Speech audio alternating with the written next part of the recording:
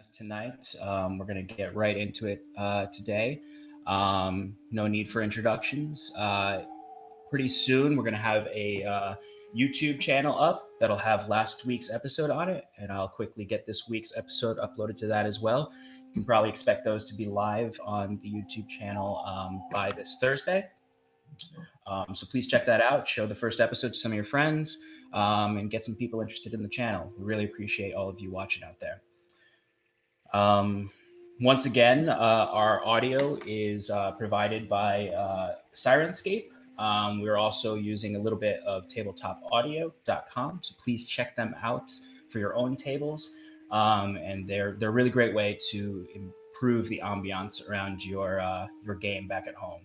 And I hope you enjoy them tonight. But without further ado, let's just get right into it. All right. So I'm going to provide a similar intro to last week, where I'm going to talk a little bit about the world before getting into the specifics of where we are in the adventure right now for any newcomers we might have, but also for some clarification. Okay. Welcome to the land of Gwenvalir. It is the year 1296 MA, approximately 13 centuries since the end of what is known as the Morasir conflict, in which the stories tell the gods of these lands were nearly all killed as their epic battles scarred the lands of Gwenvalir. The few tales from this era say the conflict lasted nearly 9 centuries itself, leaving much of the world before this calamity unknown. The civilizations of this era exist amongst growing political powers, invention, and civilization, mingled with the remnants of a mysterious antiquity. We have the Gwyn Empire spread across the southern coastlands of the continent. These sun elves tinker with their inventions and magic on the warm beaches of the Telomere Sea. To the north, we have the mysterious lands of Elysia, home to the moon elves, a devout people who worship the dead god Iluvanya. Much intrigue and mystery surround their supposedly undead queen, Ayla, and her undying court. But our story takes place in the Quintarchy of Trinwald, a collective land comprised of 5 kingdoms, with Oxlin, the central kingdom, considering itself first amongst equals under the reign of the newly coronated King Heinrich Amen, a man of 17, but with ambition. But we, as we were last week, are in the rural kingdom of Tressex, specifically in the sacred hill town of Maginset, a holy site to the Ashkeeper, the dead god of the Feywild, and his paramour Danu Melor, the Font Mother, a remnant god still living past the Morasir conflict. A string of murders has taken place over the last 2 months, leaving ritually brutalized corpses in places of holy significance. Our heroes decided to follow what leads they could find. Ultimately, this brought them to the only witness to the last murder, Angus, a guardsman who was on patrol that night. What they could learn of the last murder seemed mysterious, if not impossible, save for our friend Wiswick discerning the types of magic that might have been involved to allow it to happen. The guard told those who would listen to him that he saw a body appear as if from nowhere before one of the large standing stones of the town of Maginset. Slowly, the body was brutalized by some invisible force, slicing down its back, the young man's back, cracking his ribs at the spine and ripping the lungs out to display over the shoulders. The man saw no creature and no person committing this act, only an invisible force. When they went to speak with him, he seemed jittery, nervous, afraid. There they also found a mark above his door, a slight swirl carved into the wood.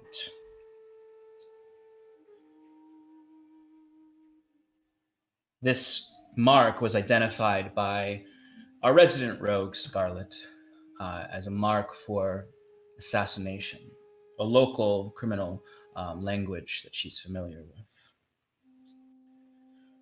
After bringing him, Angus, the witness, to a safe haven with the barracks, they decided to stake out his home for the night. In the quiet hours, while the rest of the town celebrated the dawning festivities, two assassins cloaked with some sort of invisibility charm attempted their duty to assassinate Angus. But they found something different.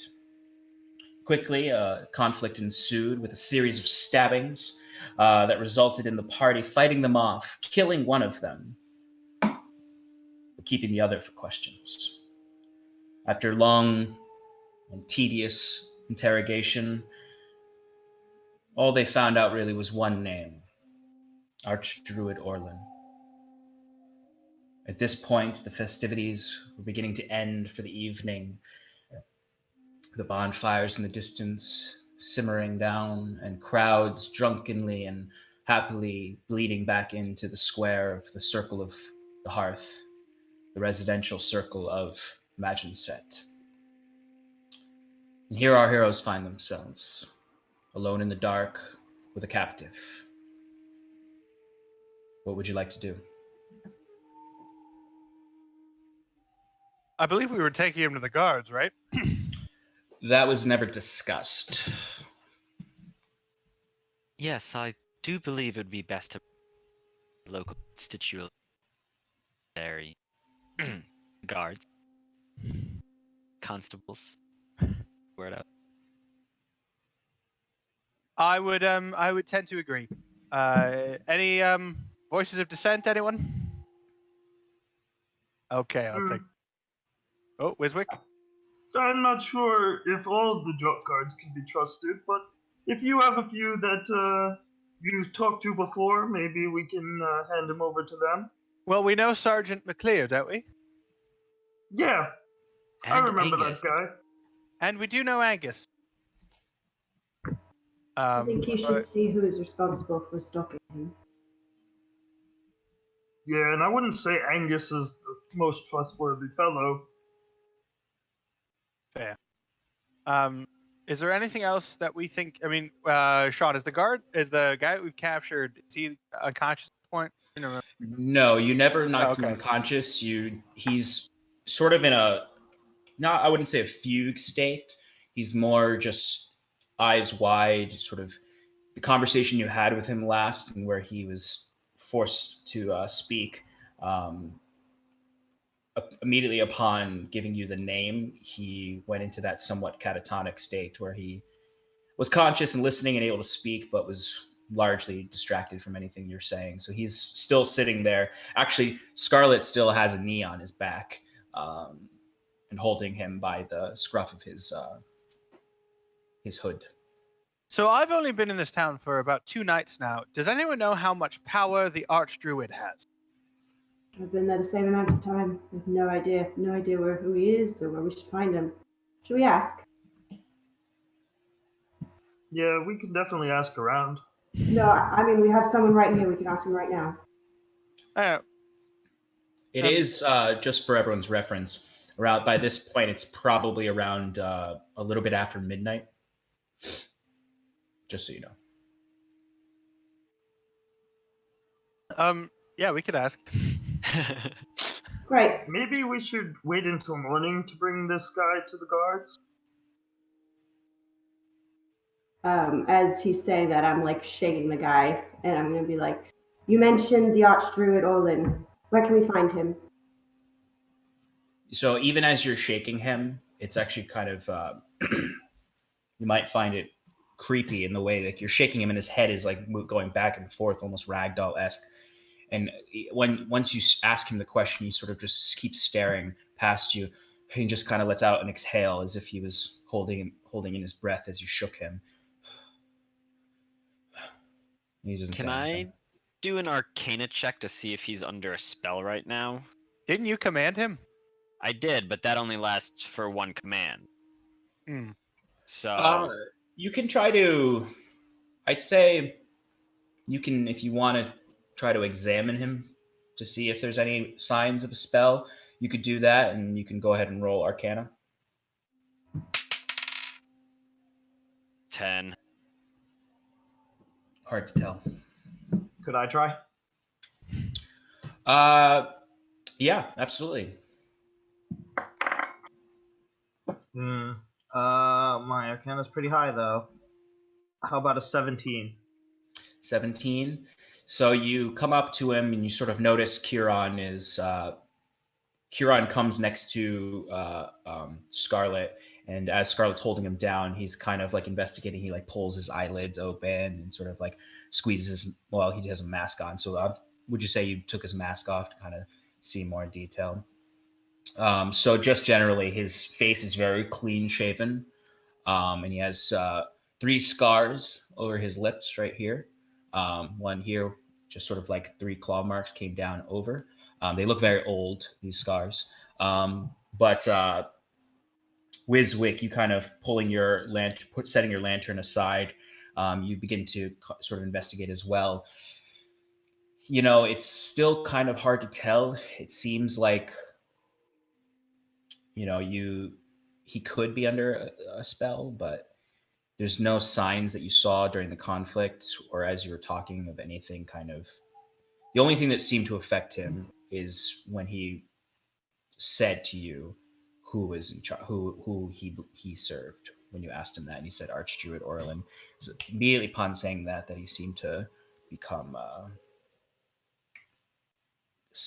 in the pseudo catatonic state. I slap him for 1 non-lethal damage, or try to. Roll to hit. Do I have to roll a hit? You do. He's restrained. It's not. You have to think about it. It's not so much. He does get advantage because he's restrained, but it's not so much about rolling to hit him. You're more rolling if you deal actual damage to him. Ah, okay. So I got a 12. 12. So that. There's my notes. That does not deal damage. So you do definitely slap him across the face, and you all watch Wiswick kind of staring into the man's eyes and looking in, like the man makes brief eye contact with Wiswick before he kind of frustratedly, and then just his little gnomish hand just goes right across his cheek, and the man's face moves, and no, he doesn't. It doesn't really deal a lot of damage. It does successfully sort of slap his face over, and no reaction though. I think something's wrong with this guy. Normally people get mad when I do that. Yes, quite. It seems as if once he uttered the Archdruid's name, he's gone into this state of being. Well, is he going to be any use to us anymore? Should I just end it? Excuse me? I believe we should still bring him to God. Yes, we should definitely bring him to the guards because we're not authorized to kill people, I don't think. Fine. Sorry. I want to just I'll put my daggers away and kind of just like shove him into the chair that Cal had been sitting in, just to get him off the floor.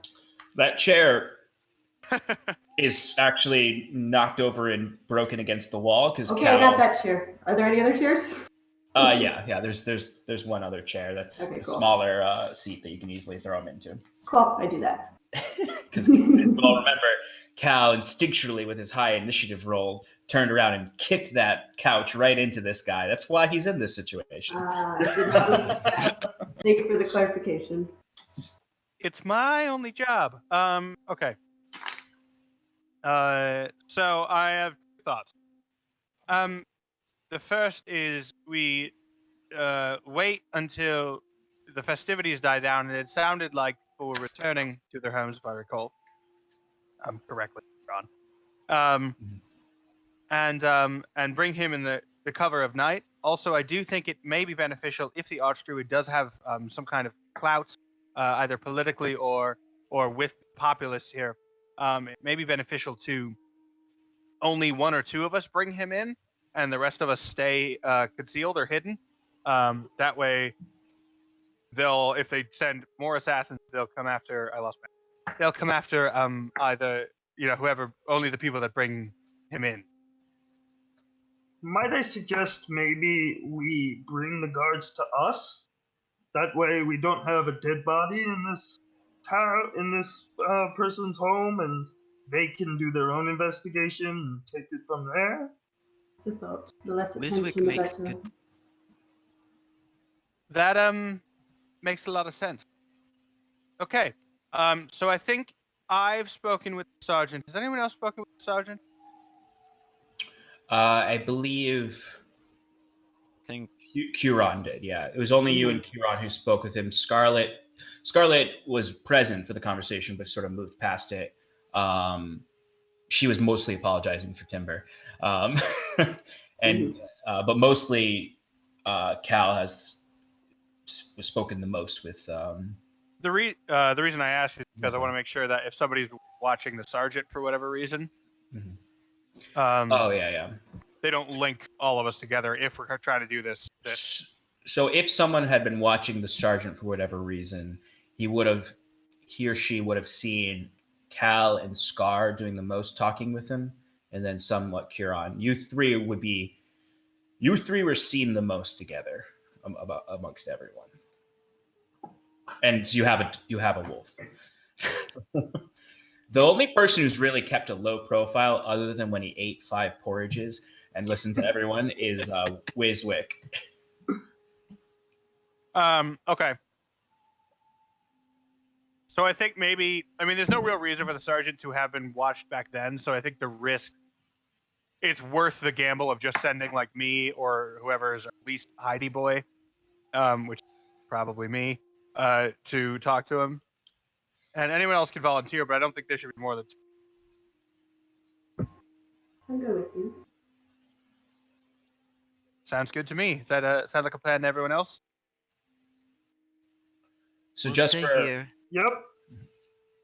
clarification for my purposes, so the plan is for Curon, Wiswick, and Timber to stay in the home while you With go the prison. to the guard. Yeah, you should stay with the prisoner, but at the same time, if there's an informant on the guard and he brings more than we could get just the sergeant.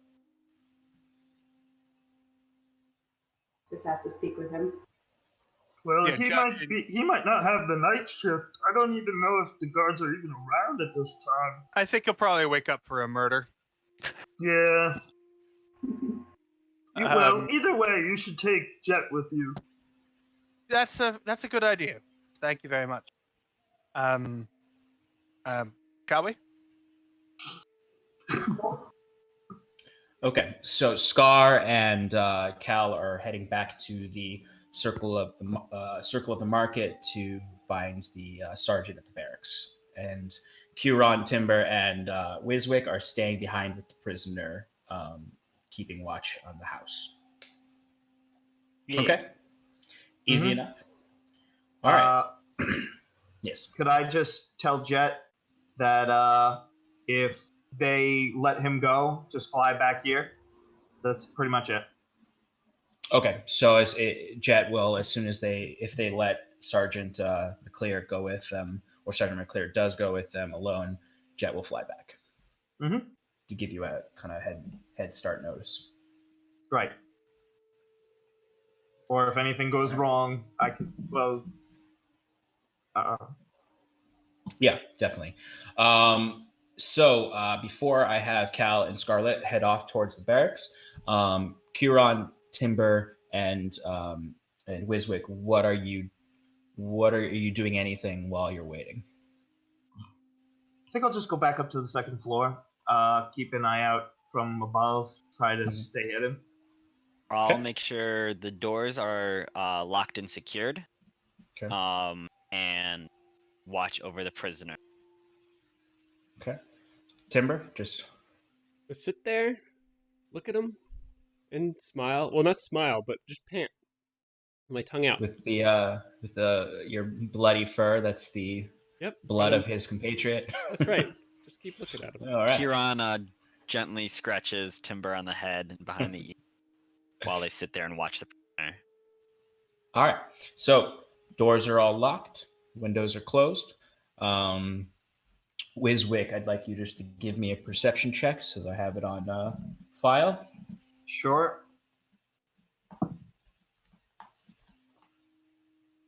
That is an 11.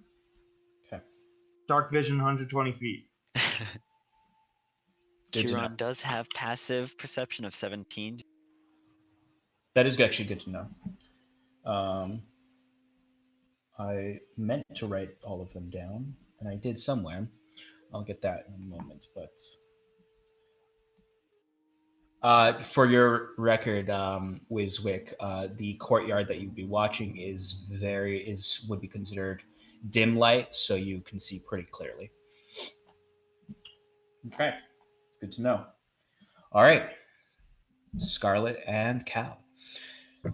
So, upon exiting into the street for the night, you now are getting a clearer image of the crowd that's coming back from the festivities. And you're seeing, it seems like there's a portion of the crowd that are definitely imbibed and are fairly drunk. There's some families walking back with their older children.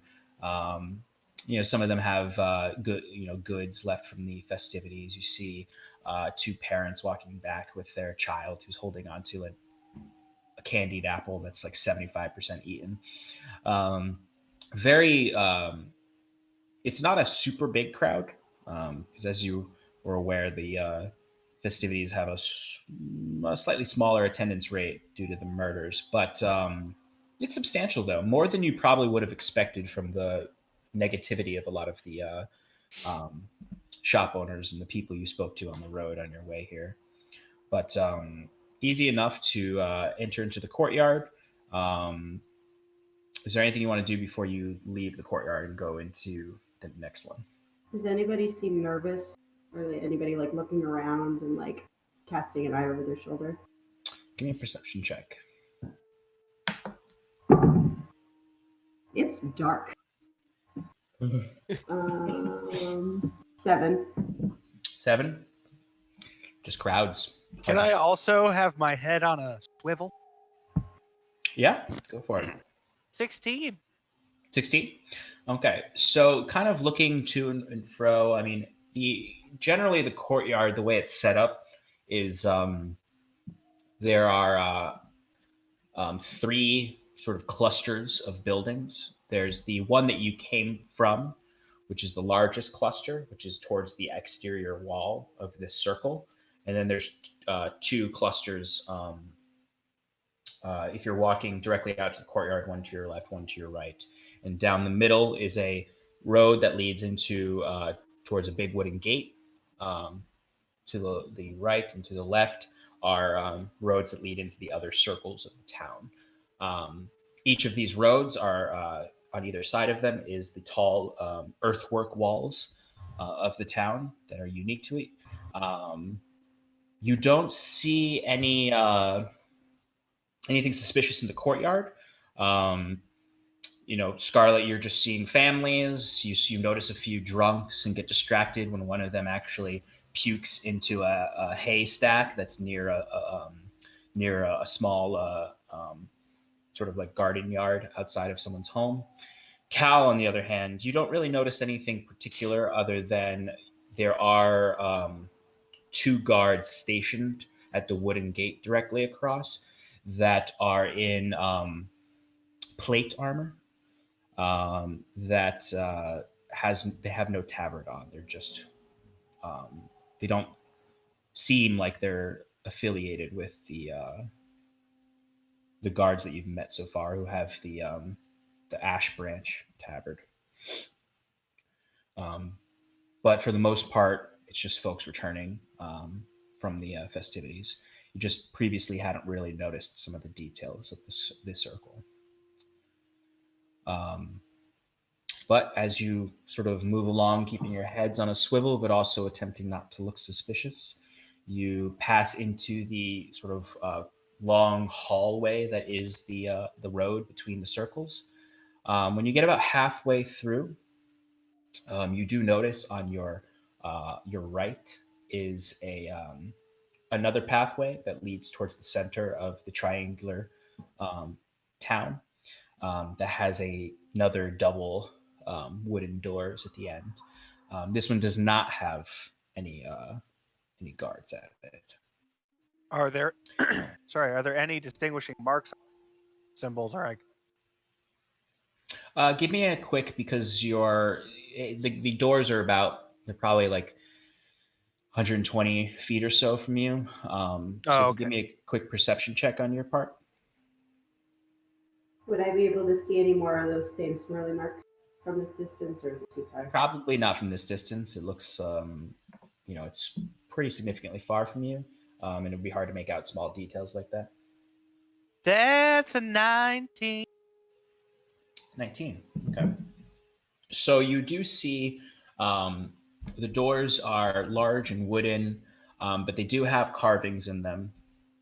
And it appears what makes up the central motif of the doors that's split down the middle is a great large ash tree with no leaves on it. And at the center, towards the trunk of that ash tree, you do see the carved silhouette of a woman. And then on the left and right of the ash tree is the same ash leaf symbol carved in circular sigils, and then some what appear to be some kind of small writing around the arch of the doors. The earthwork walls are around it, and there's sort of a stone archway that's over the wooden walls or the wooden doors. They don't reach all the way to the top of the stone arch. That's like a Stonehenge arch. They come probably about a couple feet below it. Okay. I nudge Scarlet and relay this. And okay. So easy enough. You keep walking. You occasionally, at this point, most of the folks have returned to the residential side. It appears, so the crowd, you've noticed the crowd that came to the residential side is a lot smaller than you would have thought, even from just hearing the festivities from away. There's a few other staggerers that kind of bump past you. A few of them bump into you. Probably the drunkest of the drunk. Tried to get one more drink in before leaving. You do get to the hearth, the circle of the market, where you notice there are still quite a few people there, actually. Probably the out-of-towners. A larger portion than returned to the residential circle. It's probably twice as many people. And they're kind of petering off into different buildings. A lot of them are heading towards the Shepherd's Flock public house that you were in the day before. Some of them are going over to what appears to be some smaller taverns, or there's actually one of them is particularly not even a tavern. It's a little portioned off section that just has wagons. And essentially, it's an outdoor inn where you can get a cheaper room that's just a wagon, essentially, with a tarp over the top. A lot of people are heading towards that one. You see sort of the low cinders of what appears to be 7 bonfires that were portioned all around this the standing stone, probably part of the festivities. There's a lot of trash in the square, scattered papers, some old, abandoned beer mugs or ale horns, a lot of food trash and whatnot. But it's easy enough. You look to your left and towards the back area of the circle. You do see the tall structure of the barracks, which is it's really the only stone structure in the area. And it's got 2 towers on the left and right that are probably about 40 feet tall. And then a set of stairs that leads up to a long stone barrack style structure with a pointed roof. There are several torches lit around it. And you do notice there are 2 guards standing at the base of each tower, in the same sort of leather scrap armor with the ash leaf tabard. Okay. I would walk up to the guards. I'm just gonna follow behind. As you're walking up, you do see a few other people walk out of the barracks. One of them looks to be an older man who's sort of frustratedly throwing his arms up in the air. You hear him sort of complaining. He's complaining about the out of towners. He's just like, they tipped my cart over, and all my radishes fell out into the street, dirtied my radishes. No one will buy my radishes now. As what appears to be an off-duty guard is just sort of patting the old man on the back. He's like, yes, of course, your radishes. We'll figure it out in the morning. You know how it is during the festival times. Sort of pats the man away. As you're approaching one of the on-duty guards, the what appears to be the off-duty guard kind of looks to you, Cal, and kind of leans his head to see Scar following slowly behind. Just, can I help you in this glorious dawning festival evening? Yes, of course. Happy dawning. I was hoping to see Sergeant McClear. If you Sergeant McClear. He's asleep in the barracks right now. He's off duty. I'm afraid it is rather important. Is there an issue in the town? Is there something I should know, or my men here should know? No, but there is something that Sergeant McClear had asked for us to take a look at for him earlier. Personal favor, and it is rather time sensitive, and I don't think he would like it shared. So if, you could even just wait. We don't need to go inside. You just wake him up and have him come out with it. Is this a private issue? This is not something for the guard to know? This is no, sir. We'll leave it to Sergeant McClear to decide whether or not you should know. It's Well, not our secret, as it. It sounds rather secretive. Right. No, it is a secret. It's not our secret. You see what I mean? Right. Is this? If Could it's you not, contact him for us, please? I'm not a tavern keeper, my lady. I am captain of this barracks. Oh, lovely to meet you, Captain. What's your name, sir? My name is Captain Domhnall. Now, you'll want me to wake Sergeant McClear. Alternatively, He's sir. been working all day.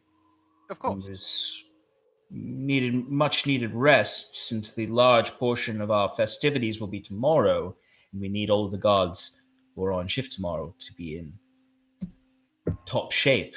Of Now, course. is this truly something that can't wait until the morning? You're saying it's of no issue to the town or the security of our festivities, but you demand I awake my sergeant who is resting.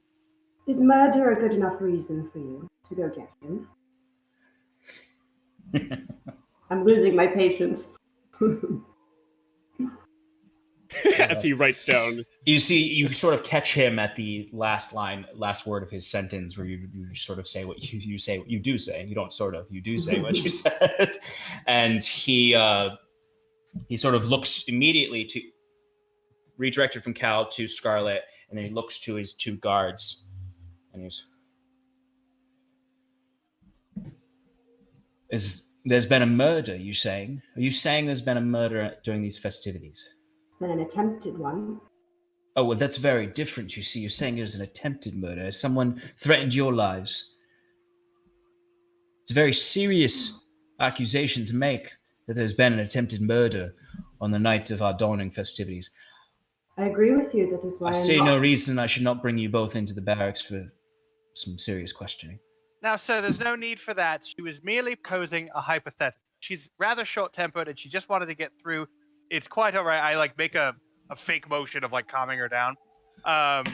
It's a very serious way to express frustration to say there's been a murder, I completely understand. I would like to especially try and after there's been a string of murders in our town. Give me a quick persuasion check Yeah. with disadvantage, Cal. yeah, that's Just want to say it was a Mother. great idea not to come along. fucker. All right, so it's actually not that bad. I have decent persuasion for a level 2. That's a 16 plus 3 is 19. I rolled a nat Oh. 20.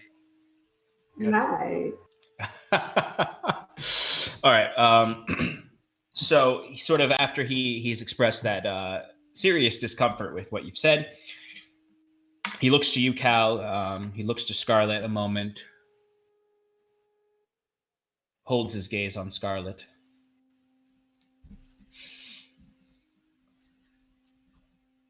I'd still like to ask you to come in for some questioning. That's not something you just say. Boys, bring him in.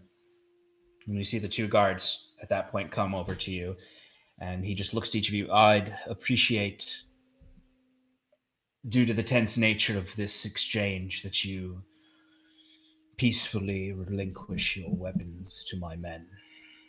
I immediately start taking off.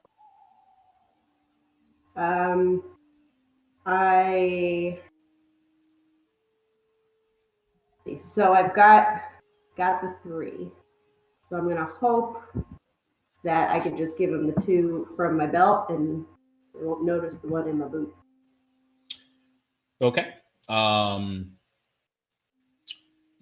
So do you give them the 2 on your belt? Mm-hmm. Okay. So one guard takes Cal's rapier and then firmly pats a shoulder on his pats a hand on his shoulder. You relinquishing your swords gives them not, they don't have any commands to search you, so they take your belted weapons from you, and they do not proceed to pat you down, but they sort of push you both forward as Captain Domhnall turns around and starts walking up the steps into the barracks. Now, Captain, I do I merely request that you do please wake the sergeant, as I do think that he could possibly clear some of this up. I didn't get your name. My name? Yes. Cal. Lovely to meet you, sir. Sort of at the as you offer the hand, he turns and hesitantly, but he gives you a firm forearm grasp. Ooh, And he holds it tight and then turns and looks. And your name, my lady? Scarlet. Scarlet. Fair enough. Now, Cal, Scarlet, I don't believe it is up to you whether or not I wake Sergeant McClear. Mm-hmm. That is for me to decide. For now, you will come with us and answer all the questions we have for you. He's going to want to know about this, surely. What was that? He's going to want to know about this, surely. And surely he will find out soon enough in the morning, but I need my men rested. I will ask you questions and determine if Sergeant McClear needs to be a part of this. Do we know that was Vic sent Jet with us? Yeah, Jet would be. I'd imagine he would be more so following you than like sitting on your shoulder. Mm-hmm. And at this point, as soon as you enter into the threshold of the barracks, Jet scatters off and breaks rank, and starts heading back to the house. Before we go into the barracks, where or actually we'll do a little bit more of the barracks before we go back, because Jet would have just left. Yes. So when you enter the barracks, it's very, very utilitarian. Just a lot of wooden support structures inside, supporting the stone walls outside. When you walk in immediately, there's a courtyard actually that you couldn't see from the outside in the middle that has accoutrement of training dummies and targets for archery and whatnot. Takes you to to his left into a side room where the guards bring you inside. What you see inside is just a very simple table with 4 chairs, with a very, very, very small hearth in the corner, and not much else. Just a wooden table, stone floor, stone walls, with a very small, on the far walls, 2 small slits that have some light bleeding in from the outside. In an effort to break the tension, Cal goes, "Oh, what a lovely interior you have here." Scarlet rolls her eyes. So at that, sort of, you say that as the guards bring you around and sort of don't aggressively push you into the chairs, but sort of persuasively push you towards the chairs. Guide with force. Guide with force as the captain goes to the other side and sits down. Sort of looks at you, Cal, after your comment. It's just a barracks. And what a lovely barracks it is. That tone's not going to get you far here. I don't have the faintest idea what 4 stone walls and a table. Lovely. He really means it. Rolls his eyes as he looks to Scarlet. Now, milady, tell me exactly what you mean by there's been a murder. Well, as I'm sure you're aware, your guard Angus, was it? That's the name, right, Cal? Yes, I do believe it is Miss Scarlet. He hasn't been Yes. himself recently, right? Guardsman Angus has seen quite a lot. He came in earlier. We have him sleeping in the back. Oh, good. Yes, we sent him away because we noticed that there was a mark above his door. A mark that declared him the next target. The next target. Yes. He looks to both of you. Kind of looks back to Scar. Are you implying that our man Angus was being targeted or marked, as you say, for That's the next ritualized murder? Exactly what I'm implying. It seems that he witnessed the last one, and it seems they were coming back to tie up some loose ends. This mark. Describe it to me.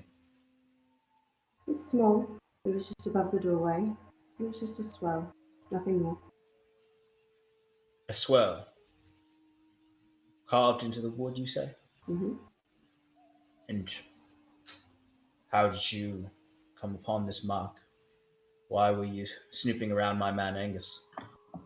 We're only trying to. We were asked to, actually. Oh, yes, that's right. And is this where Sergeant McClear comes in? Yes, he expressed. We got to talking, and he expressed worries to me about Angus. I offered to, because he was on post, go and check out what was happening, and Scarlet, of course, came with me. My good companion.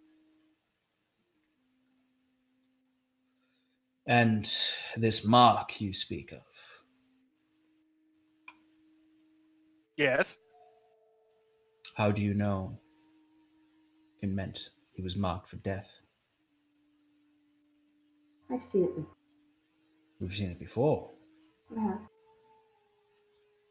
Whereabouts? Can't remember. So you're telling me that you have intimate knowledge of this, whoever is after my man Angus's marks and their signifiers for murdering my men. You have intimate knowledge of these marks, and I'm to trust you. Yes, exactly like that, just as you said. He looks to Cal for a further explanation. Well, so when we did some jobs for the during constabulary, we found a number of these marks and had to get a informant in the local criminal element to decode them. And we learned this one and a few others, but we were able to discern that it was essentially the same mark, and we believe it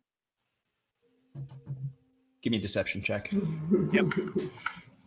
It's a good one. See, it sucks because I'm naturally very. Oh, it's a 19. Get out of here! Oh man.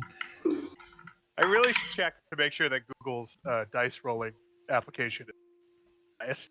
Yeah, you haven't rolled anything. I below rolled a an 10. 11 once. Is that a natural 19 or? That's That's an 18. Okay. So he pauses for a very long moment and just sort of his eyes darting back and forth and then sort of like occasionally turning back to his men.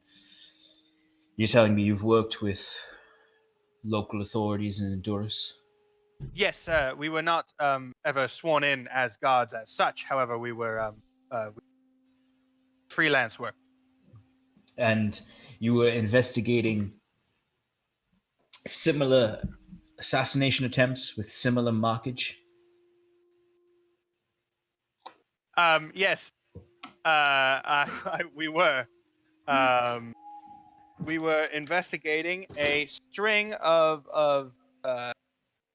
well, they weren't quite assassinations, but violent incidents. Perhaps we were brought in at the very end of the investigation, so the only thing that we truly offered, frankly, was our informant in the criminal element town. Criminal informant, you say? Yes.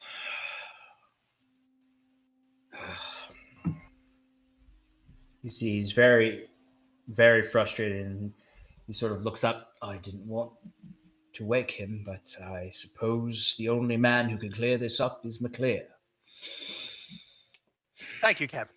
Much obliged. He squints the glariest squint at Scarlet, and Squint right back. I keep the same pleasant smile on. I'll be back shortly. And he leaves the room, leaving you alone with just one of the two guards at the door.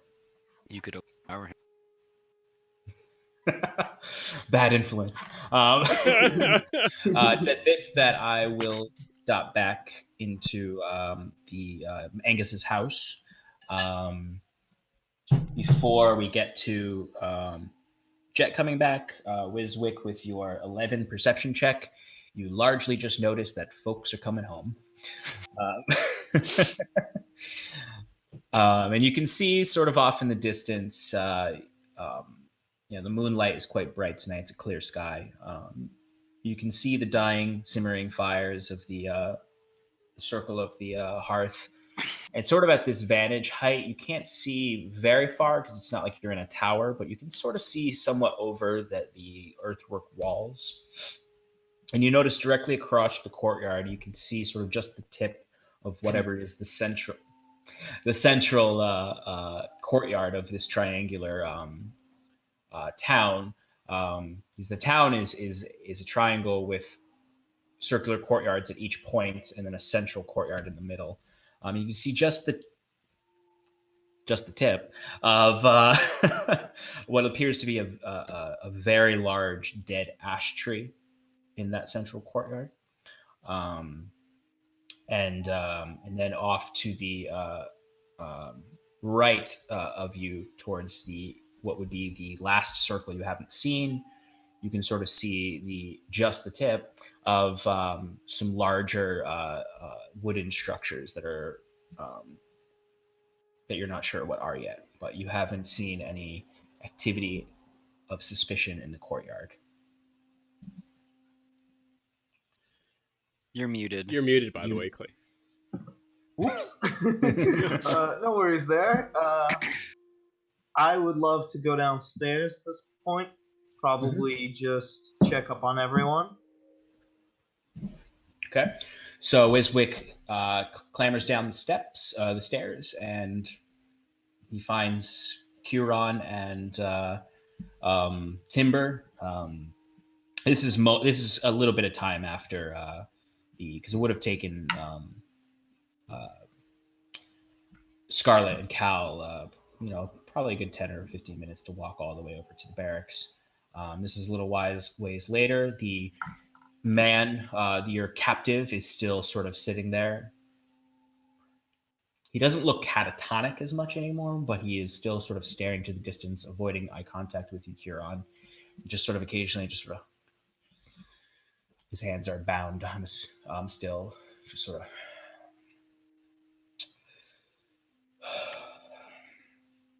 You see. You have a little bit of time if you want to do anything before Wiswick comes downstairs. I was just gonna say, so Kieran looks and sees the bright moonlight coming in through like the shutters or whatever, and he says, kind of like to himself, but Timber, and also kind of to the captive, Iluvania blesses us this night. And then turning to look at the captive, he goes, "How did you get those? I'm not doing the voice. How did you get those scars?"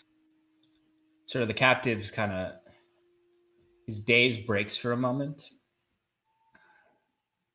The mention of Iluvania, he just sort of looks down and looks up at you, Kieran. A dead god worshipper. Yes. Oh. Yeah. So are they. They who?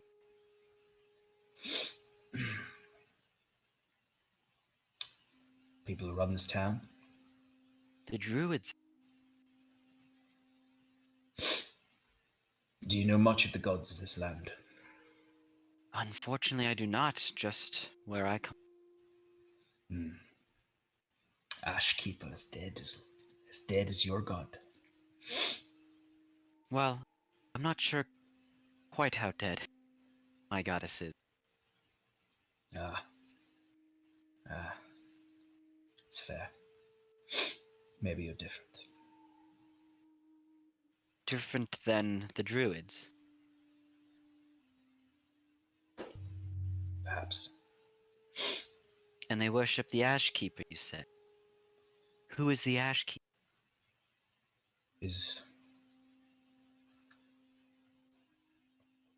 I don't know much about their religions or their faiths. I know stories, some of Dagda, the Ashkeeper, father of the Feywild. They say his corpse is a massive ash tree deep in the Feywild. Everything grey and withering as his empty husk decays over the ages. Mourned by his paramour, the font mother. But that's only what I heard them speak of.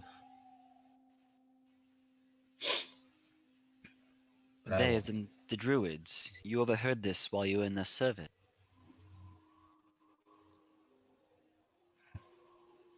I won't be here long. And he sits back. So those scars again. How did you During this, Oh, during their conversation, I want to stop staring at this man as Huron is interrogating him or talking to him, I guess. talking. And I would like to loot the body, the dead body on the other side of the room.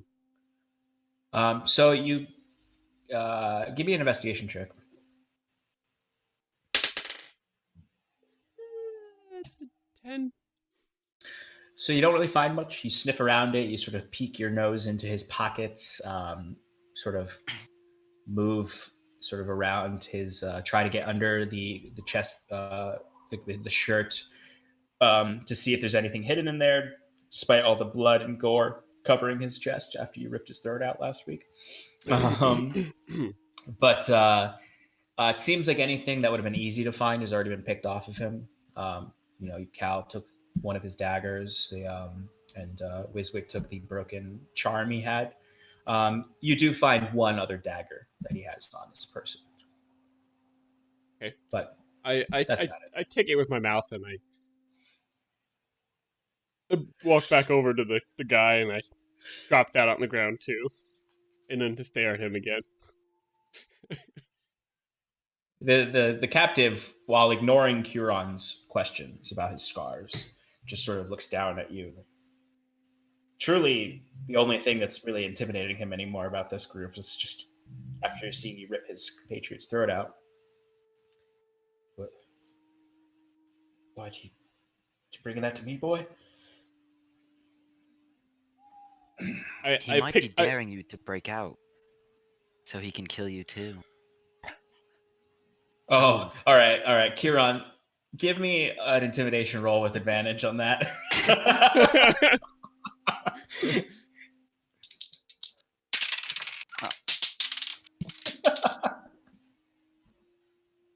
Yeah, get those dice. Hey, With advantage. Also. 16. So the man, he doesn't necessarily like engage or start talking to you like he was, but he sort of straightens himself out, and you can see he kind of is re-entering somewhat of a trance-like state too. Eyes again looking across in the distance at nothing. At that point, Wiswick steps down from upstairs. Looks like the coast is clear so far. How's it going, people? Well, I did get some more information from my friend here before he, motioning to the catatonic, ish prisoner, did this again. I guess the druids here worship another dead god of this land, the Ash Keeper, Dagda. Have you ever heard of this entity? Have I ever heard of this entity? Give me an Arcana check. Oh, okay. Could have swore you were gonna say religion, but I'll take either one. You know what? I'll say religion is actually more appropriate. They're the same on my sheet, so 18. 18. So you don't know a lot about the Ash Keeper. You know probably as much as the assassin told Curon, sort of the general story of anything you've read about the Morrisir conflict. You would know. What you mostly know is that the Ash Keeper is dead, and the stories say that his massive tree corpse essentially is in the Feywild still, and much of the Feywild has grayed since the conflict. Could I ask, do I have a general sense of direction to where that stone, where the ritual was done? Like, where was that in relation to, like, my overview of this location? So if you were up at the top looking out, and you know how I mentioned there were those wooden structures to the right, to the left was where the festivities were. The stone where you were first investigating the morning earlier was to the left, over towards the Circle of the Hearth. Okay, so it was near the center. It was right in the center of that circle. Okay. Well, from what I know of the god that you speak of, he has something to do with a pine or a cedar or some sort of tree. This giant tree in the middle of town. Maybe that has some sort of connection to the rituals that have been going on. I mean, the rock was kind of near there. Ash Keeper may be associated with the ash tree. Oh, ash is a type of tree? I thought that was something that happens when it burns. Yeah. I don't understand this common language. It's quite full of double meaning words. Not quite like the speech of us Elysian elves, or even the deep speak of deep nose. Deep speak? Yeah. Underspeak? Yeah. I think it's just Underdark. Oh, okay. It's undercommon. So maybe it also has a lot of double meaning words and stupid conjugation. Although deep speech is also another Underdark language. Uh-huh. Anyway, Yes, yeah. so why don't we try and check out these there's some large buildings on the making a triangle surrounding this surrounding the center of the village where the tree is. Maybe it has something to do with the rituals. We might be able to find some more clues if we go investigate those. But we might want to wait for the others. Agreed. We shouldn't just leave the motioning to the prisoner, him alone. Yeah. Are we done scaring him with the dog? I mean, if the if the guards aren't coming, I might want to clean up the place a bit. I mean, I'm always of the kind to tell the whole truth and nothing but the truth. So I will mention Timber's removing the breathing tube of that man, motioning to the dead, bloodied corpse. I don't. For future reference, I think that's de-esophagizing. Thanks, Tim. And I don't believe they try wolves in this town, but I'm not sure. It is, druids in nature. I don't know. Would you do well in prison, Timber? Yes, I do believe you would. I think they would just put a wolf like him down, wouldn't they? I don't think there's a wolf jail. Is that something they do on the surface? I'll tell you, I'm not quite sure how these druids operate. It's in the middle of this conversation about Timber's potential prison fate that the front shutters burst open as Jet comes shooting into the house and actually tumbles into the corner table where the kitchen area and sort of like into the corner, and then just sort of like shakes his head as he kind of crawls out from the accoutrement of the kitchen and just like squeaking as a bat does, trying to get my bat mode little on. Buddy, slow the hell down. What's the rush, man? He starts squeaking his bat squeaks and telepathically is letting you know what happened for the most part in very, very broad strokes. So something like, bad man take friends?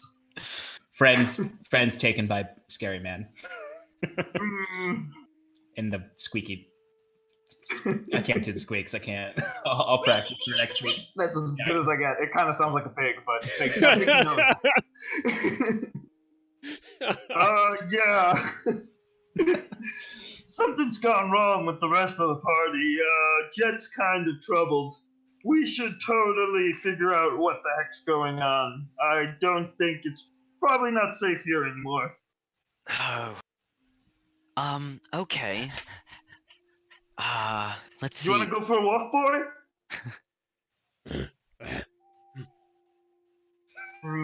I look at I look at the guy and I lick his knee. He's really scary. Oh, come here. Is there a wet rag somewhere nearby, or a rag? Prestidigitation. Oh, okay. So as Huron's looking for a wet rag, you turn around and you see the blood just sort of fall off of Timber's fur and just sort of splat to the ground as his fur looks. It's not like he didn't get like a conditioner. It just is not covered in blood. He had a dry shampoo, a blowout. Yeah, maybe I'll just cast it one more time, make him smell like roses or something. Roses really smell like poo-hoo-hoo. At this point, Timber, you experience being scented like roses with magic. What's that? that? You like it? Oh, I guess. So Kieran now picks up the prisoner by the shoulder, and goes, "All right, then. I guess you're coming with us. Let's go to the barracks, right?" So, you want to walk through town with a man tied up? Yep. All right. I'm not saying that's not a judgment statement. I'm just No, I asking know. if that's what you want to do. This is what Kieran would do. He would just be like, "Let's go." We are obviously the good guys here. There is no argument. I don't see what the problem. I have one little stipulation here, Kieran. Maybe not the best idea if they got taken by the guards or somebody else. If we walk out there with the guy that they're probably talking to them about, we might just get snatched up just like that. But we have the proof right here. I mean, it's clearly just a mix-up or something. But honestly, I think that it's just this location that's not safe, but the plan is still solid. So if we maybe move him, hide him somewhere else, and then go check on our friends, that could be a good way of doing things. That's a fair point, but where would we hide him? Well, there is a back door. Maybe we could make it to the right when Kieran says that, Timber's gonna start digging in the ground, and then looking up at Kieran. I'm sorry, boy. Do you want Well, to that would work bury with him? the you keep on digging. That's pretty good. So there's wood paneling on the ground floor of this home. So you're just scratching up the wood paneling. I mean, there is the backyard that has a 6 foot high wall. But he's gonna scratch the ground, the wood paneling. Okay. I do have a shovel, but I mean, we don't have time for digging, honestly. I kind of was just making a joke to the dog. Let's try dragging him out the back door and take it from there, huh? But go where with him? The barracks makes the most sense. The barracks? I mean, we know it's dangerous. There's danger at the barracks. My bat told me so. Well, okay, that's fair. Could Jet be overreacting? Absolutely. But I'm overreacting. Let's get the hell out of here. Okay. So at this point, Kieran, to just alleviate poor Wizwick, who's clearly getting stressed out, unlocks the back door and ushers the assassin out in front of him, holding him by the back of the shoulder. Okay. And walks out. I follow closely behind. Okay, easy enough. When you get out to the back door, you notice it's a very small backyard. It's probably like 10 foot by 5 feet, with a garden with some vegetables growing, little homestead situation going on, the outhouse, and then about what looks like a 6 foot makeshift wall, largely made of. It's not a stone wall or a brick wall. It's made of interwoven. Flexible sticks that are stacked up and creating the perimeter. You can see slightly through them in the sense that you can see shapes, but you can't see through clearly. But you have an outhouse to your left, you have a garden to your right, and then a small patch of maybe 4 feet in the middle. Perception check, please. Roll for it. 18. Now, what are you specifically doing? I am looking for anything suspicious. I am looking to see if there's anyone else out here, maybe invisible or not. So I'm looking into the corners and stuff. Yep. So with that high of a roll, mostly what you notice is actually some of the treaded dirt from where these men had come over the wall. And it's mostly just sort of a few displaced spaces of dirt where maybe they where they were stepping. Not discernible footsteps, other than there's very, very light amounts of snow, so the ground is a little wet, so you can see sort of the very slight impressions that they were making as they came up to the back door, discerning they probably climbed over the wall, right, as I believe you or Wisbik saw earlier when you saw the stonework get moved over the top of the wall. Or not stonework, I guess, just sort of the shaking of the wall because it's wooden. Retcon for the win. DM is perfect. I think that's the first one, so proud of you, buddy. And I could have gotten away with it too. At least you didn't mess up any names yet. I know. Fingers crossed. I'm glad you guys keep saying them first. All right, so it's mostly, for what you can see, unsuspicious. All right, well, the coast looks clear now. Where do we go from here again? I mean, I don't know why you're asking me. That wall seems like a pretty good idea. So you just want to put him back here? And that's it? And just leave him unguarded? Well, there might be something behind the wall. We're taking him away. I don't really know where we can take him, but someplace quiet. The only real place you could hide him back here is the outhouse. Is the outhouse. Yeah. Like, it's an open garden, essentially, except for an outhouse. Well, I mean... People can't see over the walls, necessarily, but if he was just standing there, they might be able to see through and see the shape. We might have to quiet him up if we're going to leave him in there. And I stare at the outhouse. Okay, and how do you propose to do that? I think we should leave that one up to the dog.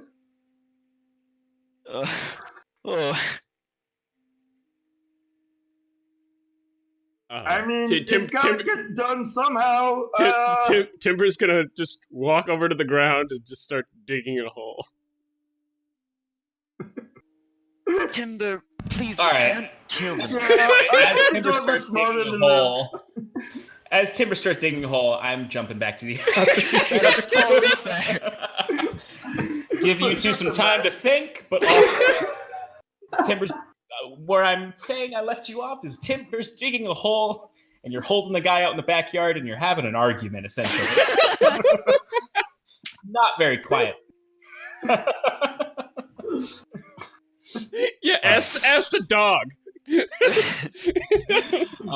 Scar and Cal, is there anything you want to talk about or do before anything else happens while you're waiting in the room with the guard? No, I'm not really saying anything. Kind of sitting and staring down the guard. I am using the distraction her eyes are made to look around me to see if I can find if their weapons are in this room or where they okay. Or if I can remember where they Yeah, and I'm not even gonna have you roll. It's easy enough because the other guard essentially had your weapons. So you have the one guard in there, and the other guard took them.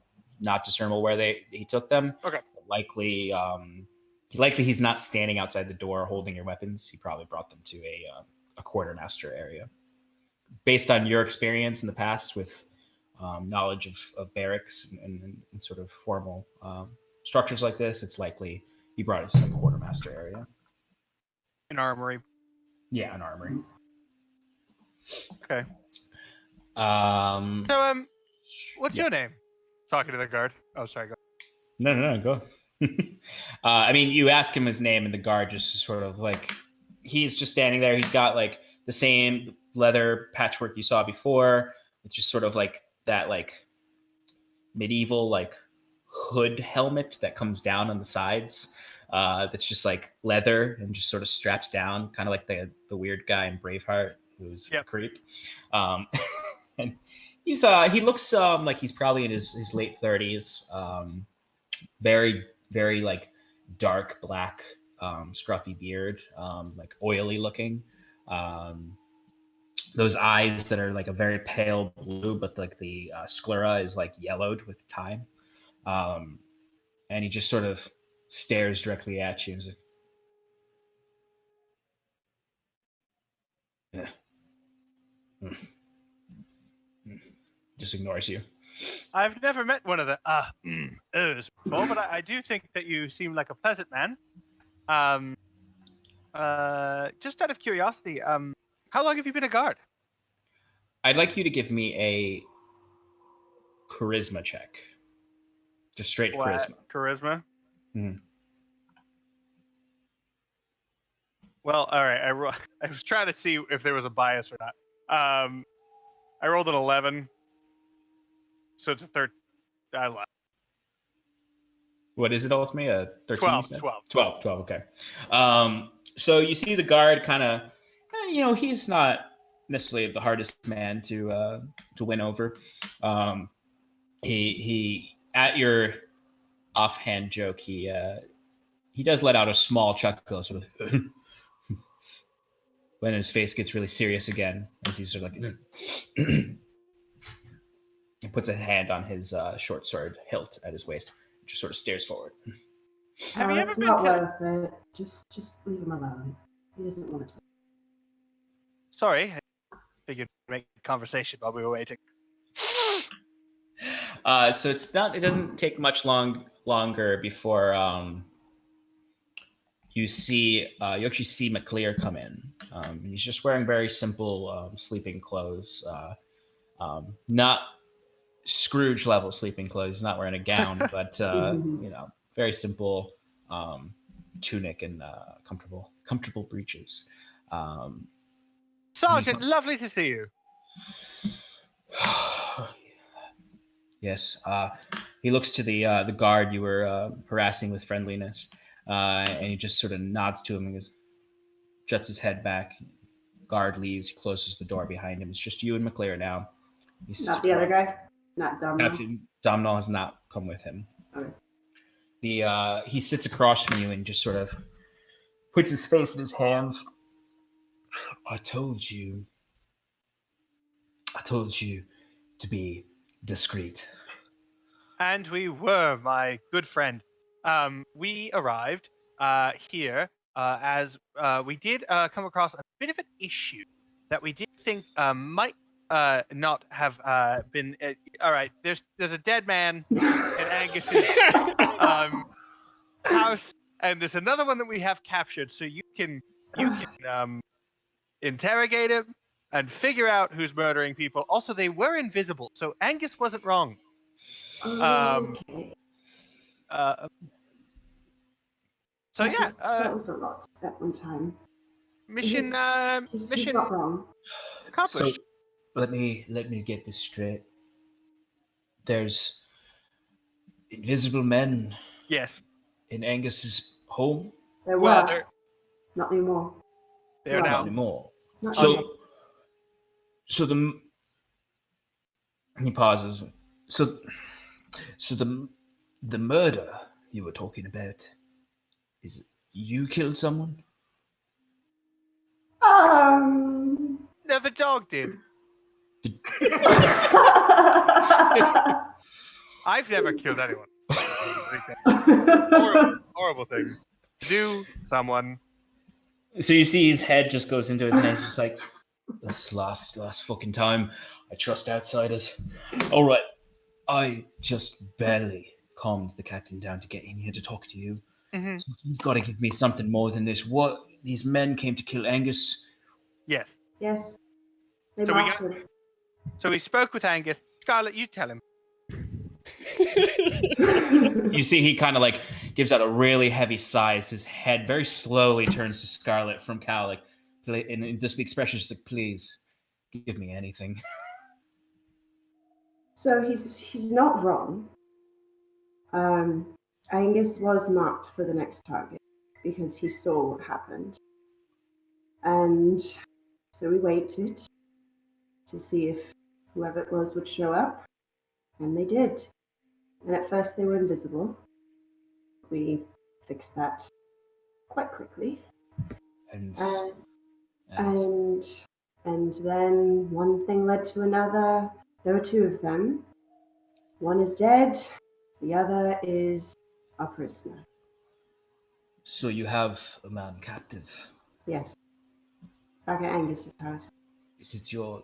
He kind of looks past, kind of out the windows. Is it your elf friend with the captive? Yes. I think it's mostly the dog. The dog. Oh, the dog. Oh, Don't worry about the dog. He's all right. So let me get this straight. You killed a man who was Yes. trespassing. Not Trespassing in Angus's home. Yes. After you brought Angus to me Yes. to take care of him, Yes. you have a man there alive. hmm That's important. You have a man alive. We thought it would be important. That is That's why what we wanted might to wait. save our asses. That might save our asses here. If it's any consolation, they were attacking. That's fair, but your only other accomplice in this situation is a raving madman in Angus and myself, and I'm likely to be court-martialed if this is not. It just doesn't help us solve this murder. I know an excellent. He did Where? give us. He did give us a name. A name. He did. Yes. Have you heard of the Archdruid Orlin? The Archdruid. The Archdruid. He said the Archdruid. That's what he said. Orlin. Is that important? Who is that? Orlin. Who is that? Archdruid Orlin. Yes, Yes. that's what I said. So we're accusing the Archdruid of these murders if we follow this lead? I think don't accusation is perhaps the wrong term. I think what it really is we received a tip-off, maybe. Those were the words that came from his mouth. All right. All right. Let me. He stands up and he starts pacing back and forth in the room, and you sort of hear a bang on the door as soon as he stands up, kind of like clearly they're running their patience is running slim on you talking with him, and he's like, all right. I think the important part here, Sergeant, is that Angus was going to be assassinated, and we stopped him. And I appreciate that, and I believe you entirely. And I'm sure when we get there with the captain, some men, and we see you're captive, yes, and any other evidence you have, we will be fine. And we will question him. I am not going to say anything. And he gets real hushed about your accusations. It's not an accusation. It's all right. Your mentioning of the Archdruid of this town. Why is that such a big deal? Do you know anything about Magensett? It's a No. holy place. People come here on pilgrimage, and you hear the doors banging again. I'm not mentioning it. You do not mention it until we can get this all cleared up. But it seems like it's valuable information. And that's why we're not mentioning it now, so we can mention it at the opportune time. Understand? At this point, the door swings open as the captain steps in. He's like, McClear, you've had enough time with these people. Now, do you vouch for them? And what have you learned? McClare sort of stands up at attention real fast. The two guards walk in behind him. You do notice one of them is holding your weapons at this point. And McClare just looks at the captain and goes, Sir, yes, I spoke with these individuals earlier today. They offered help in investigating the murders. We're so short-staffed, I thought, we don't have enough men, so I said, I gave them a few leads. And it seems, from what they've told me about this dead man, the murder, is that assassins attempted to murder Angus in the night, perhaps associated with his witnessing with the last murder. And they have alerted me that they have a captive. They kept one alive, even as they were attacking them. They courageously and necessarily murdered one of them. And that's the murder we're talking about. I lift up my shirt to show a scar with that. This man injured himself. He took a knife for the guard. So, if you trust my word, Captain, I've been a loyal servant to the guard. They will lead us to Angus's home. We will take this captive into custody and question him ourselves.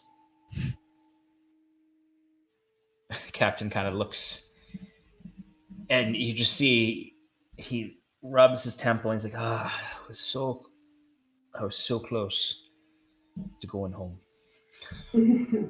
Cut to Wiswick stuffing the dead man's socks in the guy's mouth. Fair enough. McClear, you're coming with us. We're not going to give them their weapons back until we see this captive. Is that necessary? It is absolutely necessary. What Why? I've learned tonight is you've murdered a man, maybe in self-defense, appropriately. Definitely in You've been self-defense. staking out in one of my men's homes. You brought him mad and hysterical to my barracks. We thought you'd want And- to know how he was doing. And We found him. number one thing why I don't trust you yet, even at the words of McClear, until I see this captive. Why? Why what? There's something that doesn't ring true about why you know so much about these symbols. Now, if this proves to help us solve this murder, then I'll have been proven wrong of my suspicions of you. But Undurian informants working so far north, I'm not 100%. I don't 100% trust that story. Prove me wrong. He looks to McClear. Prove to me that these travelers can be trusted. And that'll be a different story. Lead the way. And at that, we'll cut back to our friends in the backyard. How big of a hole have I made? Very important. So I'd say at this point, you know what? I would like you to give me just a straight strength check. Ooh, okay. The old digging skill. That is a dirty 20. All right. I'll say because of your background and how strong of a good boy you are, you've definitely 100% not dug a hole deep enough to fit this whole man. But you have dug a hole enough to like sit him in it, where he'd be like seated, and like his like waist up would be above ground if you buried him in it. At this point, I'd like to run back inside. And I'd like to start dragging the other body outside, next to the hole. You're... Microphone. Yeah, muted, Sean. Sorry. It doesn't take you that long. It probably takes you about a couple minutes. Curon and Wiswick, want to proceed on your argument? So, I've got the socks in his mouth. They can't hear him. Right. He's still muffled screaming, though, possibly. So Well, wait, you know- Wiswick, did you take your own socks off and shove them in his mouth? No. I used the dead guy's corpse's socks. Okay. Very important. Yeah, very important. I mean, the man, he does. So explain to me how you shove these socks into his mouth. So he's tied up, right? Correct. His hands and legs are tied. So we tie the socks together. So it kind of like goes around his mouth, his what's called head. You've made him a And- sock ball gag. Exactly. It's exactly what I'm going for.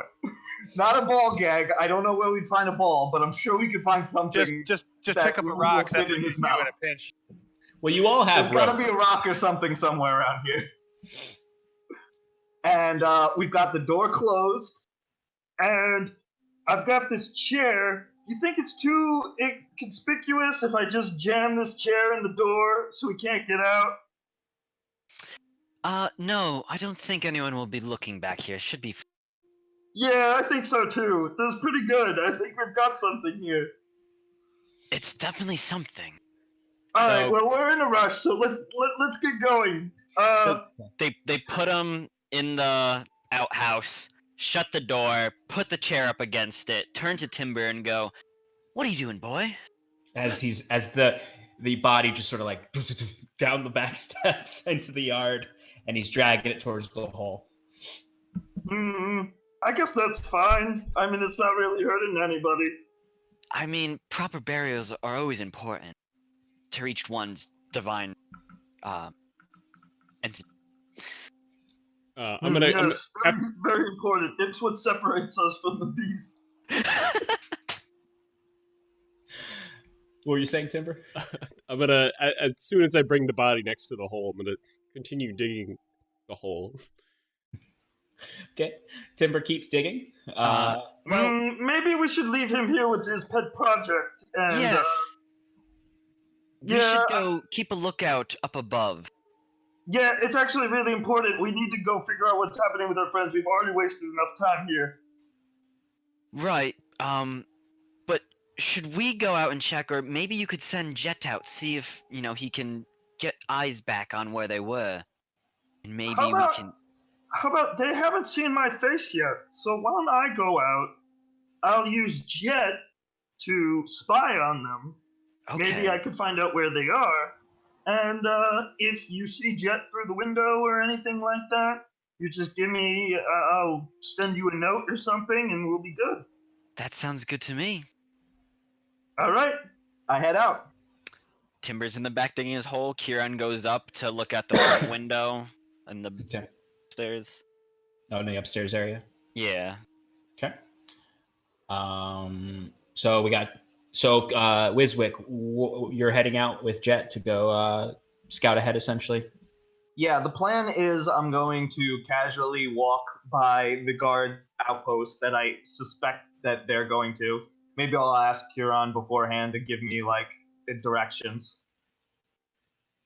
Yeah. It's not the way. Easy enough. And I'm gonna go around there, maybe find like a corner or something that's like out of the way, and then I'm gonna look through my bat's eyes and see if I can peer through some windows, see anybody, any of our friends in there. Okay. It does take you a little bit to get close enough to the guardhouse to be able to use Jet to sort of see. So while you're heading off in that direction, I'd ask Kieran to give me a perception check. 17. And Kieran, you're just watching out at the courtyard. Yep, looking for anything that Okay. of interest. And Timber, you're just digging. Digging, just making sure that I can dig big enough and long enough hole for a body. Okay. And what is your passive perception, just so I know? It is 15. 15. Cool. Okay. I want to have it be known that I'm heavily drinking on my way there. I can just. All right. So essentially, you have Wiswick, who has been keeping quite a good cool so far. And are you trying to stay kind of hidden, Wiswick? I think I'm just casually walking, like I'm trying to act Okay. normal, which is why I'm drinking, because I feel nervous. Okay. And as soon as I get close to the guard tower, I'm just frantically looking for someplace, like an alleyway to go, basically. Yeah. So easy enough. It takes you about 10 minutes or so to get close enough to the guardhouse to be able to successfully get Jet out there and stay within range to be able to see through him.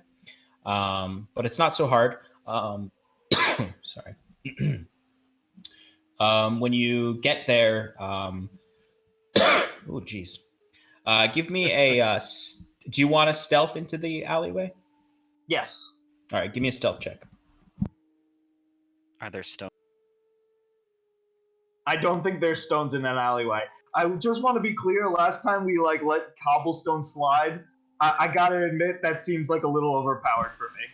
No, we're not going to let that. I mostly let that slide because of how big the crowd of people around you were. And it was more about you stealthing between them. Yeah, I wouldn't. I mean, that's not going to fly much in the future. All right, good. All right, so here we go. We have a total of 8. Oh my god. All right. Oh wow. The person I had in mind of seeing you got a 7. Yes.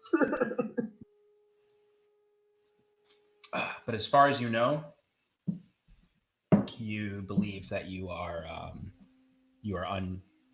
undiscerned. So you're sending Jet out to essentially look into windows around the guardhouse? Yeah, mostly what I'm gonna do is I'm just gonna sit my body down in like the corner somewhere. I'm gonna have the flask in my hands, like kind of laying back, and I'm gonna take Jet's eyes. And first, I'm just gonna do like a flyby, see if I notice anybody, like maybe one loop around the building. If I don't see anybody, if it's too hard to notice or hear anything, I'm going to actually fly up to like the nearest window and just perch on the edge of it. Okay, so I'd ask you to give me a perception check first for Jet. Okay. Are we doing? Well, I rolled a 19, which is wonderful. Are we doing the advantage for hearing? If that is, yeah, let's do that because you did say you were listening out. Okay, great. Well, you can't really do better than the 19, but what's the modifier for perception? Not really sure what my bat gets. Wisdom. Oh, what's the bat's wisdom? That's a +1, so it's a dirty 20. Okay, great. So it doesn't take too long. Jet does kind of fly around. It takes him probably a couple laps around the barracks before he hears what seems to sound like some angry shouting. And he does sort of fly down, and I'd ask you to give me a quick investigation check with advantage. Sorry, Okay. I don't know what's... We can't have our god die on us. Very important. Okay, so I rolled a 13 and a 5. So 13 would probably be it, maybe 14. Okay, so it takes Jet a little bit to find the exact... Actually, I gotta take that back. He's got a -4 to intelligence. It's a 10. Okay, so it takes Jet a while then to find the exact window. And Jet essentially gets to the correct window as soon as you see, once you see through Jet, because you are looking through him exactly. What you see through that window is Scarlet and Cal sitting across from who you recognize as Sergeant McAleer from earlier. Captain is at the doorway with the 2 guards behind him. They're essentially about to leave, is what you notice.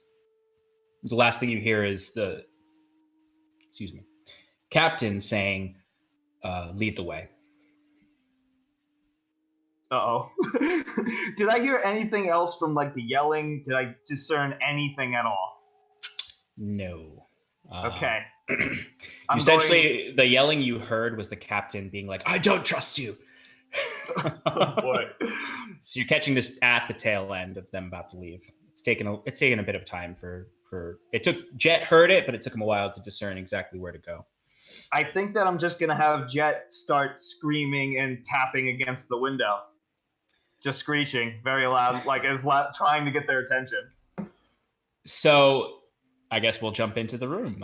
So the captain just said lead the way, and you're about to get up to go, and you see in the you would actually be able to see him exactly the way you're positioned in there. As you're about to get up, you see to your right in the very thin pane of glass for the window, you see just a very familiar fiendish looking bat just sort of flapping its wings against the window and kind of bumping into it, bumping its little chest into it, and just squealing away. Do you have any problems with rabies in this area?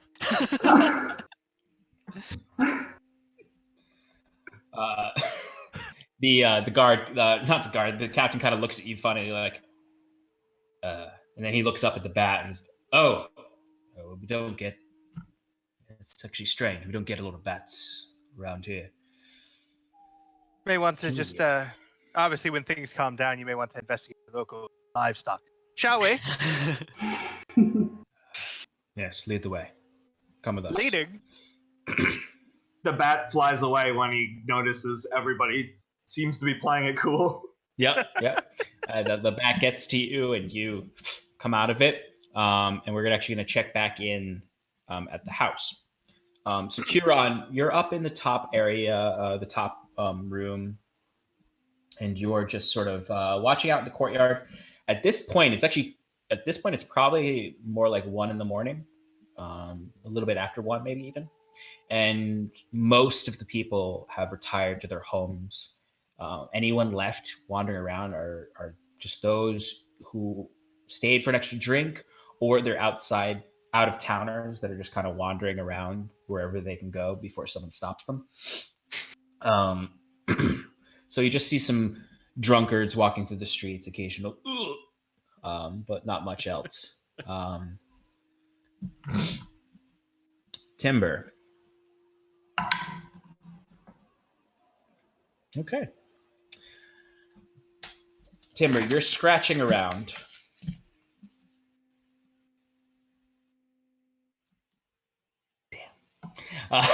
Timber, you're scratching around, or not scratching around. You're digging.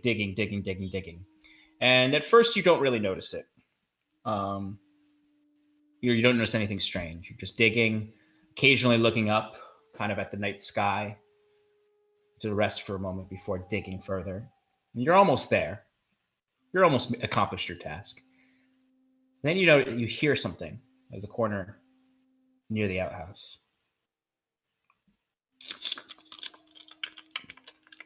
Sounds like the clittering and clattering of insects. Like big insects? Or like just tiny little. It starts. The first thing you hear is just sort of what sounds like a small insect. But then it doesn't sound like a bigger insect. It sounds like more insects. And the noise is growing. And you start to hear.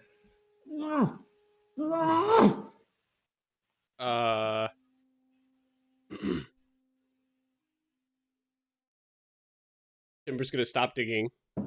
Look over the outhouse.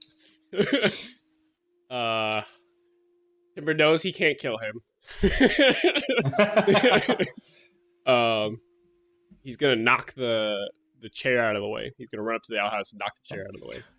When you run up to the outhouse and knock the chair away, you see it now.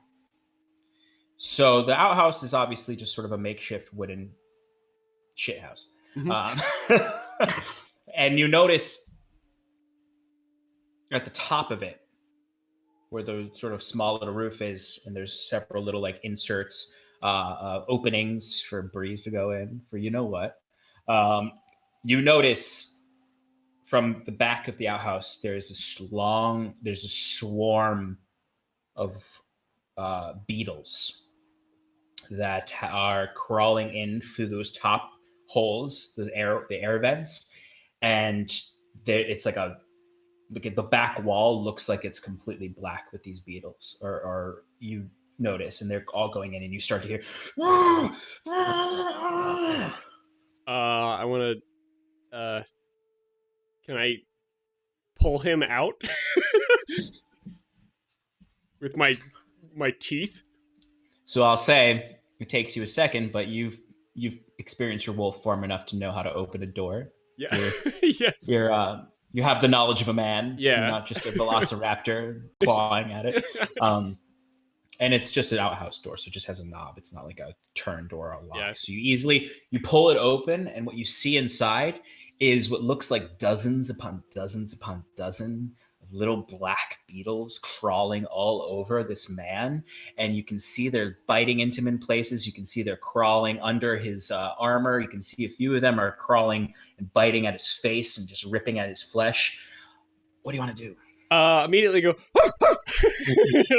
and then loud enough for Kieran to hear, and then immediately wanted to bite through his leg rope. Just feast.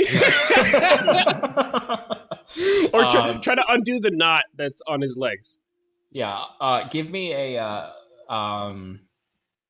I'd say your choice between dexterity or athletics. I'll say dexterity. Or I meant to say, yeah, dexterity. Just dexterity. Ooh, it's a 18. Kieran, what do you want to do once you hear barking? The moment I hear that barking, I'm going down the stairs out that back door. Okay. Well, Kieran Easy. is. I'm sitting in the chair. I was worried. What did you get? I got an 18. Alex?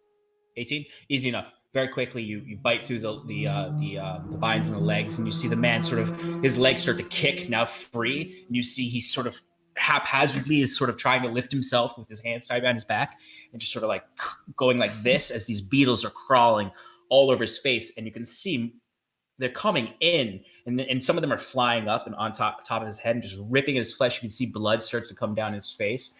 And like one of them is like trying to crawl into his eye socket and sort of gnawing on his eye, and he's sort of like, and he finally gets himself up and sort of tumbles forward out, and you see he sort of rolls forward, beetles kind of flying everywhere. Right as Kieran reaches the bottom of the stairs and steps and sees through the door the man tumble forward into the courtyard, and you see sort of like these scattering of beetles that start to like fly around him and then kind of swarm over him. Timber, the beetles inside fly around you. They like take wing and fly around you. You're sort of in a storm of beetles for a moment before they all descend upon this man who's just writhing on the ground. What do you guys do? So Kieran will kick open the door. He will shout, "Evil creatures, be gone!" And then he's going to cast sacred flame, on the mass of beetles, trying his hardest to avoid the assassin, but knowing that, he's gonna die one way or another, and I at least am going to try to save him. All right, go ahead and roll to hit. It's or is actually that a dexterity? That's a dex saving for. All right. What's your what's the saving throw? 13. 13. All right. Oop, that's cocked. Damn, these beetles roll low. Go ahead and roll damage. Man. So the beetles rolled a natural 1 for Timber to see them, and then rolled a natural 2 to resist this dexterity throw. Wow. So Kieran does 8 points of radiant damage. Oh, no, I'm sorry, 6 points. 6 points of radiant damage. 6 points? Okay. Yes, I don't want to lie to you. Thank you. So what you see is, and we're just going to initiative order this essentially, where Kieran's first, and then Timber, and then the beetles. So you see the beetles. You see these like the flames erupt around the assassin. He's probably getting singed, but not damaged. Actually, just for the hell of it, I know it's not how the secret flame works, but because the beetles technically occupy the same space as him, I'm gonna have him do a dexterity save as well. Yeah, I thought you would do that, but when you didn't, I didn't. He got a natural 1, so he's gonna take some damage for that as well.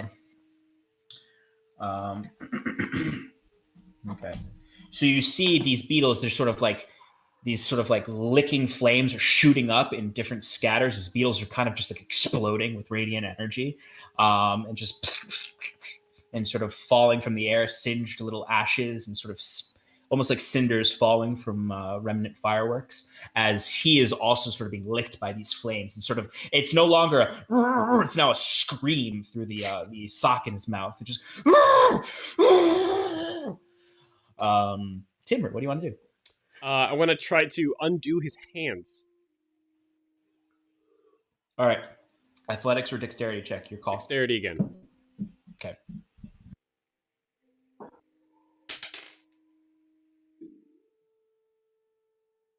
A 12. Okay. It's 12. It takes you a second, but you're just able to rip the binds off, and the man's hands are free, and you see he starts clawing at his face, trying to rip these beetles off of his face. Now that his hands and legs are free, I'm going to give him an initiative order as well, and I'm going to have him give a unarmed strike against this swarm of beetles. Oh, he's not doing good. you see he's clawing at his own face, and it's actually kind of like ripping his own hair out, and sort of like beetles are getting cast off of him, but they're not dying. They're just sort of flying up and back onto him as they're starting to really rip him apart at this point. And that he does not deal any damage to the swarm, though. And it is the swarm's turn. Swarm has a job, and they're going to keep attacking him. Oh, so they were sent here by someone, are you saying? No, this random swarm of beetles is just eating this dude. The beetles A are... common occurrence in Magic Set. Yeah, you know, the beetles of Magic Set. Common problem. But no bats. Yeah, that's just ridiculous. Yeah, beetles have rabies. That's the rabies problem. So you see the beetles are crawling all over him. They're biting into him, but they're not dealing as much damage as they were before. They're kind of... The swarm is reconstituting around him, essentially, since their last effort. Kieran, what do you want to do? Ooh, Kieran feels bad about burning him, but isn't quite sure how else. So wait, if I did a melee attack against the swarm, would that affect him as well? Because they are... No, I would say no, not as much. I'd say because it was a dexterity saving throw, and technically swarms occupy the same space as the person they're attacking. Yeah. I, for the sake of it, had him do the dexterity save. But if you use your attack and you're trying to hit them, just kill as many as possible, I'd say that is not going to affect him in that way. Okay, so Kieran is going to whip out his quarterstaff. He twirls it around himself and is all like trying to be cool, and then swings it two-handed at the mass. All right, roll to hit. Do I have? It is a 18. That hits. Roll damage. All right, and since he's doing two-handed, that's versatile. And for those that don't know, it does. I don't know. D8, right? 1d8. Yeah, it's a D8. 1d8, yeah. If you're doing two hands. It does 5 points of damage. All right. So you see, Timber, you're watching as Kieran is kind of just like occasionally whacking through what is like a bustling amount of the swarm that swoops up and comes down, and then occasionally actually hitting down and just trying not to hurt him. You see beetles are flying all over the place, but there is literally like hundreds of beetles crawling all over this guy. And you're able to get you're actually able to get more than you think. And they're just sort of, the guts are kind of, it's now this weird mixture of like, you know, gray beetle guts and his blood that's sort of soaking through because they've crawled inside of his clothes, and they're chowing down on this dude. Timber, you're up. Yeah. Timber's gonna run inside and try to go. There's a fire inside, right? Yeah. Timber's thinking too hard. Timber's gonna try to grab one of the logs in the fire. Okay. Give me a Constitution With saving your throw. mouth? Yeah, obviously. Give me a Constitution saving throw.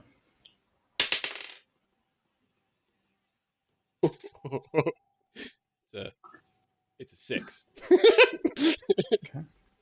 That's like a lot of fire damage. Well, you just stuck your face in the fire. Yeah. All right. So you take 6 points of fire damage and are unsuccessful in picking it up. So you essentially go in for it, singes the shit out of your tongue. You feel like the hairs around your maw just burning away, and that smell of burning hair is you dashed into the house panicking, just like, I'm a wolf, I don't have hands, and run forward to grab a searing hot log. And it's not really a log, I would say, since the fire's been burning all night. It's mostly like you thought it was intact, and you went to grab it, and the charcoal just fell apart into your mouth and burned the shit out of your whole mouth. And your fur is definitely burned away at the edges of your snout. You take 6 points of fire damage. All right. Well, Is there anything else you'd like to do? I don't think I could do anything else, though. Not really, yeah. All right. So it is the... What a No, turn. actually, technically, it's the man's turn. So you see the assassin kind of like he's trying to get himself up off the ground, but while also kind of clawing at these creatures, he is able to get himself up, and you see sort of the insane amount of panic. Oh, he just runs right directly for the wood wall of the backyard, and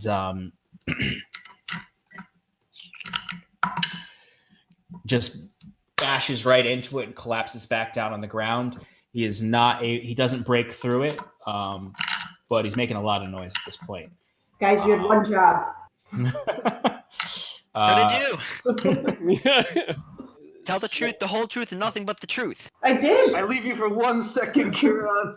Yeah, It's all the your Beatles fault. is my fault. I swear. The swarm You're the goes. one that wanted to hide him in the Attack on him. outhouse. I was. Swarm got a nat 20. Oh. Oh no. You guys gotta find the caster. Cool. You're too I'll far. just do that with the magic I don't have. At level 2. Oh boy.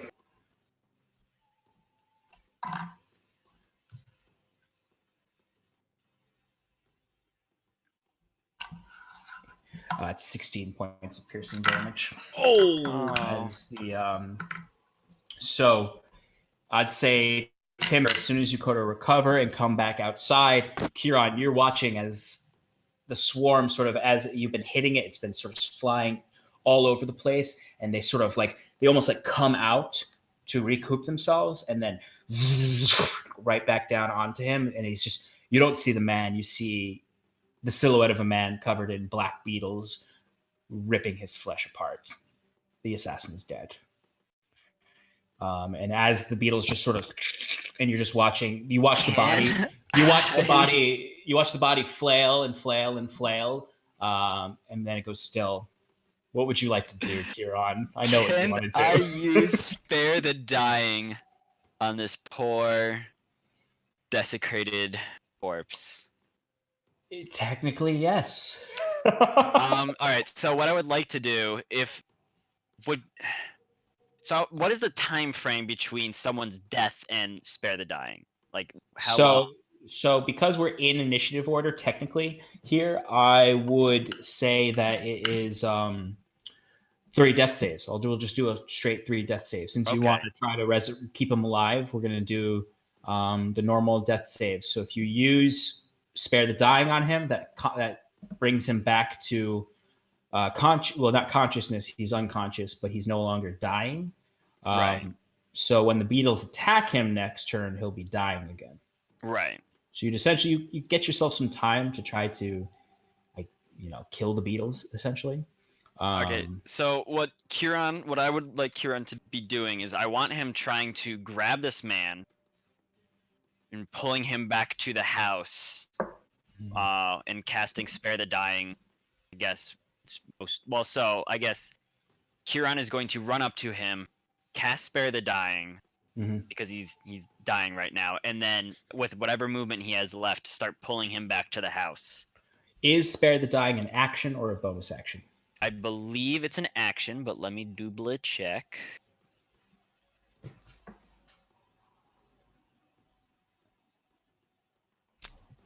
It is 1 action.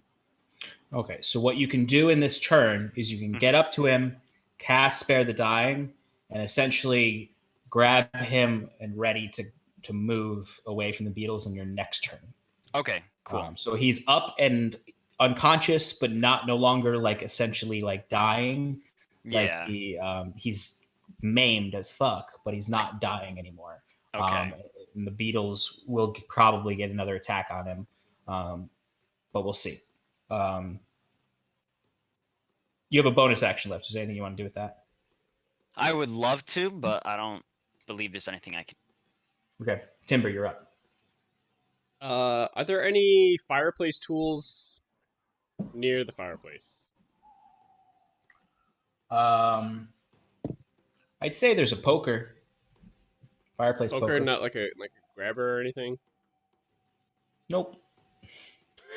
Sean, Yeah. is there any way we could retroactively say that after I saw that everything's sort of okay, I started heading back?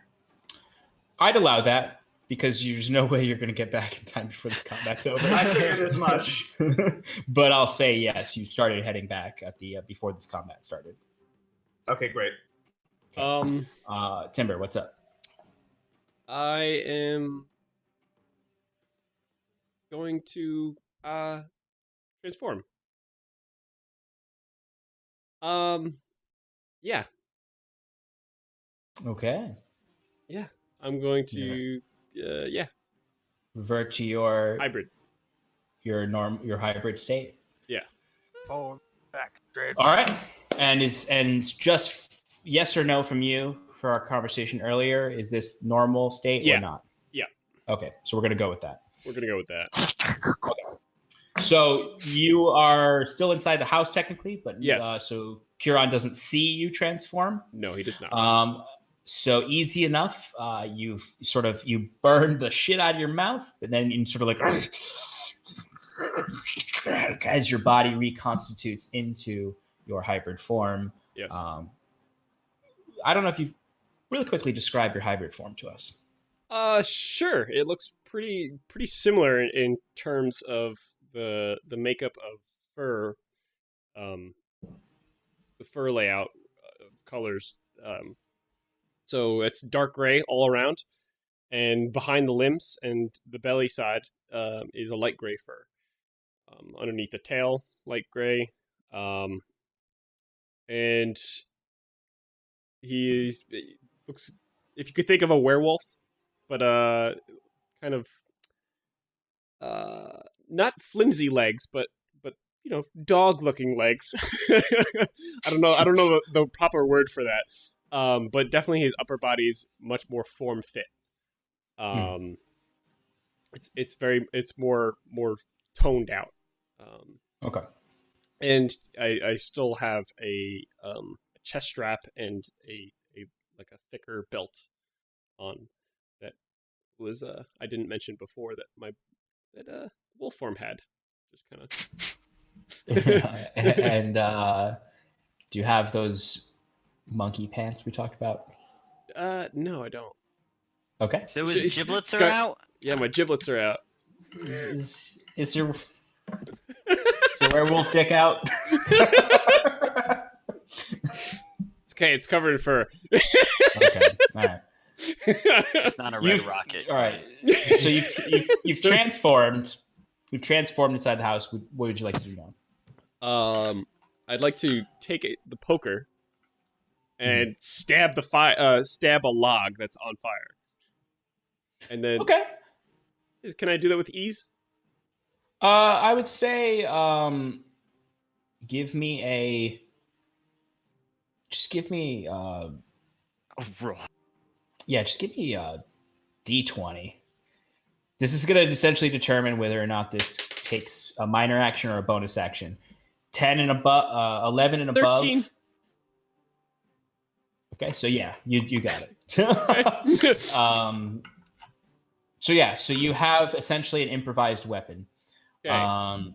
That deals fire damage. That, for all intents and purposes, yes. What would you like to do? I'd like to run outside and not apply this is gonna scare the shit out of Kieran, but kind of like near the body with the mass of beetles with the flaming log. Okay, so you're essentially going to attack the swarm with the correct. All right. So roll an attack roll. Modifier for it is strength. You do not add your proficiency bonus. So just roll a strength check, essentially. Ooh, that's gonna hit. It's 22.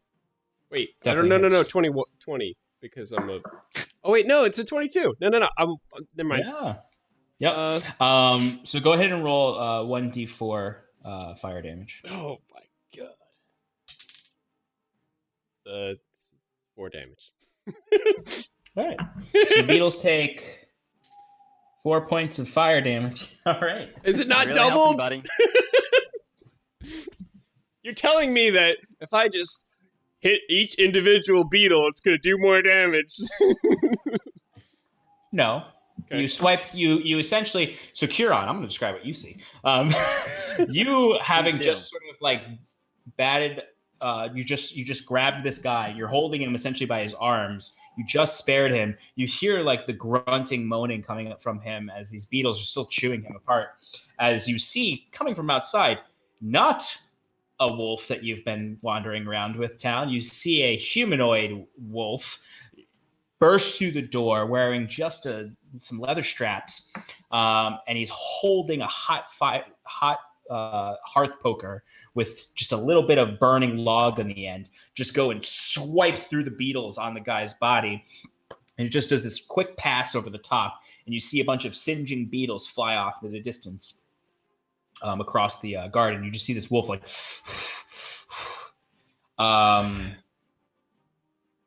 yeah. The man is unconscious, so he gets no turn, and it's the beetle's turn. Okay, man. Yesterday, all my troubles seem so far away. We don't have the license for that, so it's all. Yeah, please stop. Please stop. The beetles, they're definitely still gnawing on him, but they're not. They didn't deal any damage on that turn of gnawing, so he's still good right now. Why aren't we doing any damage, John? Kieran, you're up. Would I know by looking at this that this is Timber in any way? Know what? That this is Timber that has just come to assist me. Like if I looked at him, so I have a passive insight of 15, or I can make an active roll if you'd like. I would say with that passive insight, you're able to discern because you kind of general awareness of the situation. You saw Timber run in, you saw a giant wolf man run out, and you watched Timber like do weird shit for the last day. Yeah. Like try to like write in common and scratching in the boards and stuff like that. Trying to bury a murdered corpse. Yeah, in the immediate moment, you don't question it. Okay. You have time to question it afterwards, essentially, in your head. You're like... Right. So as Timber runs by, imagine Kieran just looking up and be like, Timber? And then continuing to pull, what's his name? The captive, he doesn't have a name. Unnamed assailant number 1. Back towards the house. Would I reach the back door with my 30 feet of movement? So if you're dragging a person, you actually only have half your movement. You have to my 15 feet of movement? In your 15 feet of movement, you can essentially get him... You can get him inside, actually. Okay. Is closing the door considered a bonus action? That is a good question. I do not believe so. I would call it an object interaction, but I'm not a... I would say for the purposes of this, it is a... I would say it's a bonus action. Okay. So if that's the case, then Kieran will cast the Sacred Flame. Sacred Flame. The cantrip. Sacred Flame. So they'd need to take a dex saving throw. 13. 13? Yes. Okay. Ooh, natural 13. They make I hit them for double damage? What? No, half damage. Does it say half damage in the Sacred Flame description? I don't think so. I don't think so. It's a cantrip. Yeah. What about the guy? It must exceed or it takes. So technically, for the sake of combat mechanics, the beetles are no longer in the same space as the guy. Right. He's dragged out of the beetle swarm. There's probably still beetles crawling on him and gnawing on him, but the swarm body is in that space still. So that doesn't hit. Yep. Kieran is sad, but he slams the door and tries to pick whatever beetles off, crush them.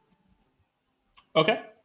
Well, you don't really crush any of them. You kind of wipe them. wipe them off. I just threw a dice. All right, Timber, you're up. There's a swarm of beetles in front of you, sort of angry that they've lost their feast. How close are they to the hole that I made? Not important. Anyway, Yeah. So I mean, realistically, I'm gonna based hit on them the with space that I've invented here, you're like standing in the hole as you attack them. Okay.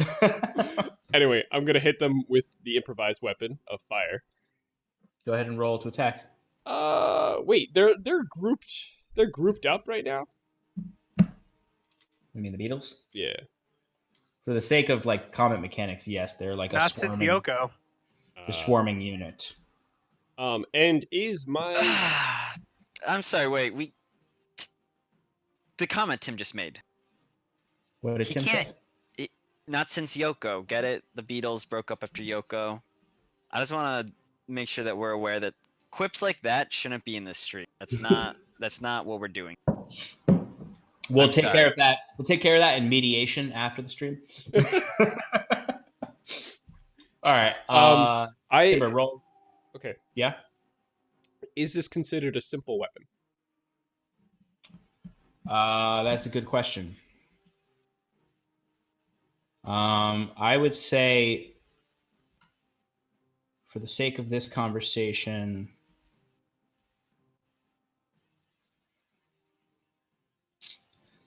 I would say no, because it's improvised weapon. All right. I will then. Well, I'm still gonna attack. Hey. 13. 13 hits. Oh, okay. And that is 4 points of damage. I mean, you're definitely maximizing this improvised weapon. So you see Kieran kind of drag the body out from this swarm of beetles, and then you see they some of them try to latch on and keep going with it, but eventually he gets him into the house and slams the door shut, and you just sort of bring the weapon down into the mass. You see it is thinning out for sure, but it's still alive. All right, so the man is still unconscious, so he does not get a turn. The beetles now. The beetles.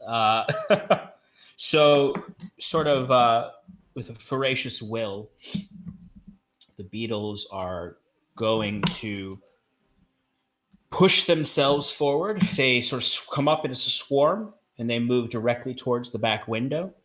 Now, they're not very strong, but I am going to have them attempt to burst through the window.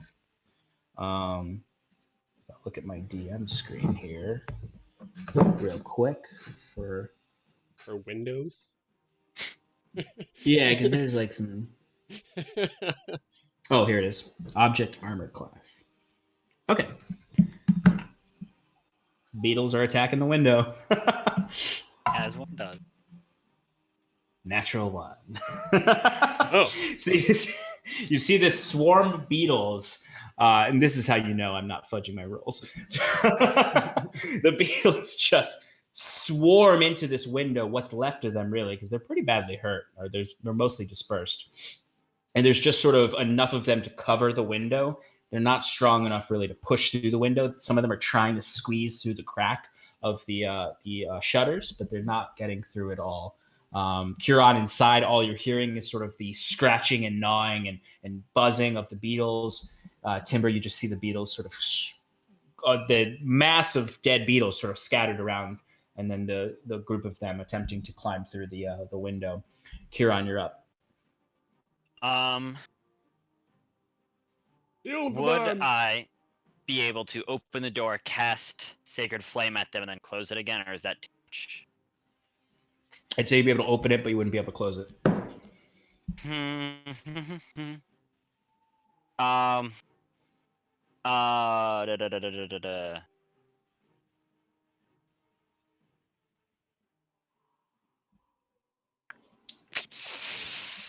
Kieran is going to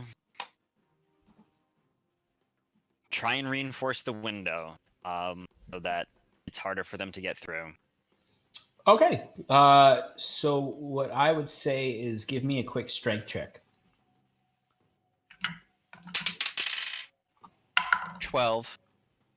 Okay. So as far as you can concerned, it seems like you're holding the window quite closed. You see occasionally a beetle will pop through and fall down in front of you, but like you're keeping it closed and you're smashing the ones that fall through. All right, cool. Timber.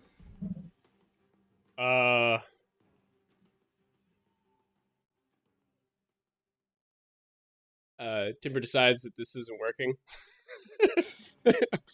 and drops the improvised weapon and just starts trying to just disperse the mass of beetles and with his claws, and he's gonna do a good old flurry of blows. Oh, the wolf's a monk. Oh! Who would have thought? All right, go for the attack. Okie doke. That's probably gonna miss. That's a 7. Oh, sorry, no, that's a 10. But 10, no. That does not hit. Wait, I But have you my flurried proficiency. of blows, right? Wait. I have my proficiency, right? So it's 12? Yeah. 12? Does that hit? That just hits. Oh. Okay. So Well, the armor class is 11. it's 12. It's 12. Oh, but you're I'm just giving gonna- us the tie. I'm just gonna do the other rules. Tie is always given to the attack roll. Not if you're an evil DM. I know. The next one. But you have to know that happens to you too. So it is kind of evil DM. Yeah. The next one is a 15, and the one after that is a 14. To hit? Yes. So all three hit? All 3 hit. So I'm gonna roll. How do you want to kill this swarm of beetles? Um, Because they had 3 health left. So if you roll as low as possible on all 3 of those, you'll kill them. and I will kill it. Yes. I will throw the weapon away. Get on all fours. Pounce at the beetles and on the walls. Try to get it through the window and just kind of like disperse the crap out of them by just slashing it. Yeah. Mostly the wall, but So Kieran, essentially you're holding this door shut with little beetles crawling through, and then suddenly you feel it just sort of like push back and you kind of come against the wall, and then you see the whole wooden shutters are just ripped out from the wall and just sort of like smashed to the ground, and you look through the window and you just see this hybrid werewolf Timber just slashing at this fucking shutters, destroying them, splintering them, casting beetles everywhere. And you just sort of yes, that's definitely Tim. You just see like scattering like little beetles here and there flying away, too alone to really constitute a swarm anymore and be any threat to you. And as far as you're concerned, you have defeated the swarm of beetles and successfully not had the prisoner die. We're good at something. yay! So at this point, I want to take a quick break. Do a 10-minute break, so some of us can go to the bathroom, and we'll be back shortly to see what happens with the rest of the party. All right.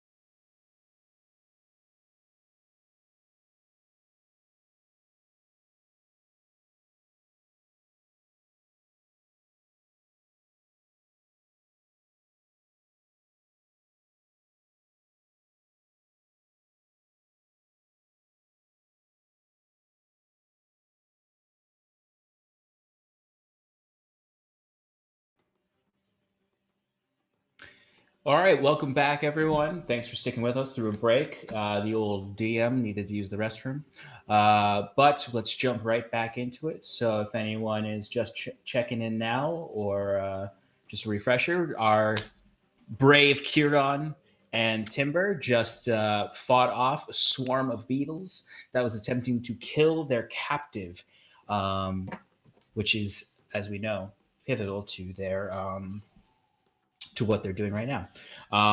So we're going to check in now. We're not going to jump right back into Kieran and Timber, having just destroyed those beetles, and their captive, well, maimed thoroughly by those beetles, is alive, unconscious but alive. We are going to check in now with Scar and Cal, who at this point you guys are stepping out of the barracks, and the captain and McLear and the two men are following you. So, Captain, how long have you been a guard?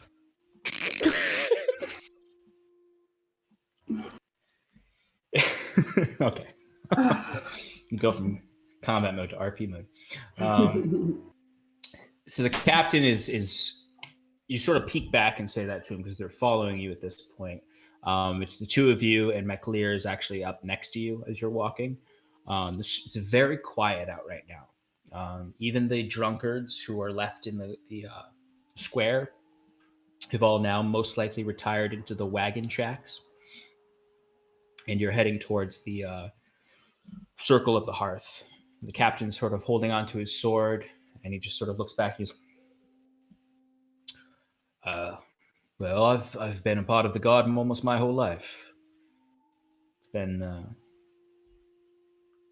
at least 10 years.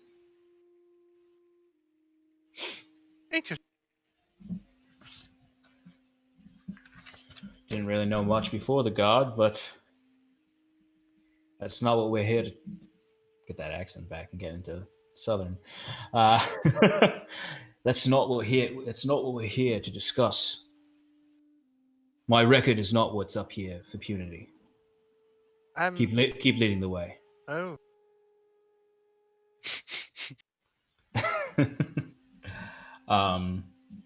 It's not hard to make your way.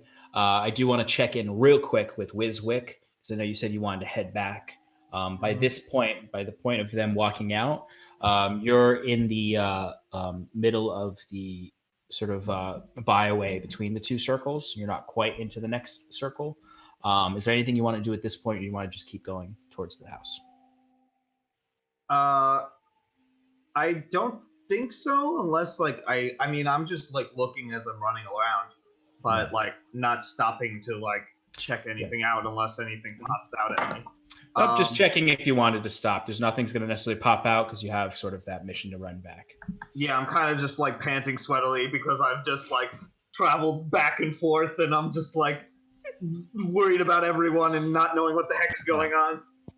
Okay, so you are going to probably make it to the house about 5 minutes before they do. So you'll have a little bit of a moment to check in. Okay, great. So back to you folks. As you're walking, is there anything else you want to say or do? Nope. I'm just very. Are you good? You good, Simba? I am.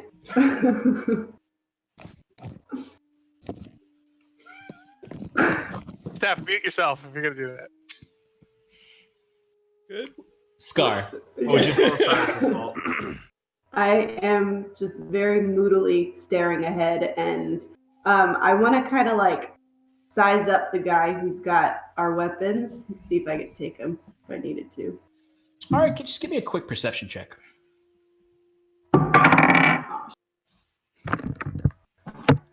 Checking him out. We're on a roll, guys. Great job. It's the same perception roll as before, 7. He doesn't look old or weak, and he's holding your weapons, but he's got a firm hand. He's like holding your weapons in one arm. He's got another hand on his short sword at his waist. and he looks right at you. Like you look down at his arms and what he's doing, and then you look up and you see he's watching you directly, seeing you spy out his situation. That's fine. I'd like to size up the same man to see if I think he'd be a lover of. Love of history. Yes. Give me a perception check. Got it. 15. Hard to tell. So how long has Magicset been in town? I direct directly at that one guy. Oh my god, just stop talking. I would like you to give me a charisma check, a straight charisma check. Coming up. It's 11 plus 1. It's the same as before. So you see the guard, because it's a very quiet walk at this point. You're not really, no one's talking but you. So you as you're walking, he kind of looked at him and he asked him a question. He sort of pauses for a moment and he looks to you from Scar and he keeps looking back and forth, kind of keeping an eye, trying to, for a moment, he's going to engage, but he's keeping an eye on Scar. Well, you see, imagine it's a very old town.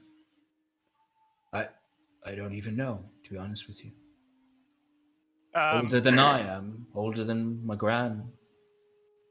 I did think so when I saw these earthen walls, and then I just want to talk about the earthen walls, like the whole way there. I don't want to feel. I don't feel like doing this. Just okay. So my analysis thereof. So first of all, we're not going to role play it out, but just give me a quick intelligence check to see how accurate you are in talking about earthen walls. Intelligence or history? You said specifically about the earthen walls. Do you mean like they're in relation to the age of the town and when this would have been a? I'll say it's your choice, either a history check or just. Just do a history check. There's a dirty 17 for you. All right, so you know what? I got that fat +3 in history. You know what? I mean, that makes sense, though. I mean, given your background, there is some knowledge of history and specifically the history of the Quintarchy of Trinwald. You start talking kind of out loud to no one. No one in particular is listening, but they have to hear it because there's no one else on the streets. But you sort of start talking like, these earthen walls, they used to be they're quite old. Any town that has these sort of earthen walls must be as old as this era, if not before the conflicts. Just talking to no one, just saying what you can surmise, though, generally for your role. What you get out of it is that you understand the town is very old. If it could be as old as this entire century, where it's something that boiled up post conflict, or it could even be a little older than the conflict even. So it's like 1,300 years ago. Yeah, this town is at least somewhere in the range of 900 to 1,000 years old. Got it. Cool. All right, well, we go out of the cab. Yep. So you enter into the courtyard as you're finishing up your discourse. Before we go any further, though, we are going to check back in with Wiswick, who speeds into the courtyard 5 minutes earlier and bursts into the house. And you see, I'd say at this point, I'll give you, Timber and Curon, you have literally a minute to do something if you want to do anything before Wiswick bursts through the front door. So essentially, the man is inside. Curon, you just saw the window be ripped off. Timber, you just finished just scattering these beetles. And you're just panting, breathing. And Curon, you're like... looks out the window and he's like, yep, that's definitely Timber. I walk over to Curon and go, Curon? So, I am a good boy. You are the best boy. You tell no one. I tell no one. But What? And then I turn around and I just start digging again. But and I as your hybrid form? I slowly start shifting back into wolf form. Okay. So as soon as he turned to you and said, "Tell no one," you then watch before you could even get a question out. He's slowly, you see like the bones of his back kind of twisting in an uncomfortable way as he just slowly comes down into his former wolf form and begins digging again. At this point, Kieran, as you're perplexed by this and confused and very curious, behind you, through the door comes Wiswick. Okay, guys, it's all right. They're with the guards. They're gonna bring them here probably. Everything's cool. Where's the hostage? Kieran looks down at the not corpse, but close to it, looks back up at Wiswick, looks at the back, and just goes, "Well, we had a bit of a doozy of a night tonight." You let the dog get to the guy? What's wrong with you? That's why we have the outhouse. Nope. It was not the dog. It was a swarm of beetles. See, and then would the beetle corpses still be on the floor and everything scattered about? Yeah, so in the back there would be like sort of a hodgepodge of like singed and squished and destroyed beetles all over the place. And there's a few inside, so Kieran like picks up a few around the window or maybe even on the guy's body and like shows them to Wiswick and says, all I heard was a howl from the back, and when I came out, they were swarming all over him. Okay, save it for the guards. Listen, we don't have time for you to explain this to me. These guys are coming. Look, he's covered in shit. He's got blood. He's dying. Can you do something? Can you heal him? Can we wake him up? Unfortunately, I don't have the necessary mana to cast any more spells. My chakra has run out. My certain je ne sais quoi, as it were. You feel spent. We could clean him up a bit. Can't you use some of that? What was it? The I clean him up. I panically clean him up. Okay, that's a little better. Can you could have Kieran? said that those scratches were there when we came in. Maybe. No, I'll tell them that he was attacked by a swarm of beetles. This is clearly some kind of magic was conjured to summon them here. We need him. We need his testimony, though. We need him and to he's say still stuff. alive. He's still alive. I just can't do anything at the. All So- right. What you see, Wiswick, is you can at this point notice the man is breathing, even though his face is swollen and covered with like micro incisions across his face. He looks nothing like he looked before. Definitely maimed and just really a mess. But the beetles, you do see the corpses of beetles all around, so there's merit to the story. Okay. Anything you'd like to do? You have one action, essentially, one thing you can do before they're about to arrive. I think I'm just gonna jump out the back door. So I'm just imagining this conversation just happened, and there's this calm moment where Wiswick's just like, all right, and then I have a plan, Kieran. I wasn't here. I just leave. I just want to make sure. The front door, I imagine, is still open, right? Like Wiswick never closed it. Back door is now open, maybe, or did he jump out the window? technically both doors are open. I mean, he could okay. try to jump out the window. It would be a lot harder than just walking out the back door. Okay. I just want to make sure that this place looks like crap. This place looks like shit. Now, the inside still looks trashed like it did before from the combat with the actual assassins. And now the backyard is covered in beetle corpses. But when you run out there, Wiswick, you do see Timber still digging. I ignore him completely and I go for the wall. I'm trying to jump over it.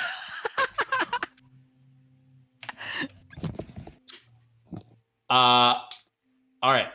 Okay. So a few things are all happening at once right now. Kieran, are you going to try to close the door or anything? What are you going to do in this last second after Wiswick just ran out the back? I might have to climb. Kieran will close both doors and like start to like look around exasperated, trying to like tidy things up a little bit, knowing that company is coming. Okay. I'm gonna say it's all for show because you just don't have No, it is. That's you closed everything up though. So besides the busted window. Yep. I'll say checking back in with Cal and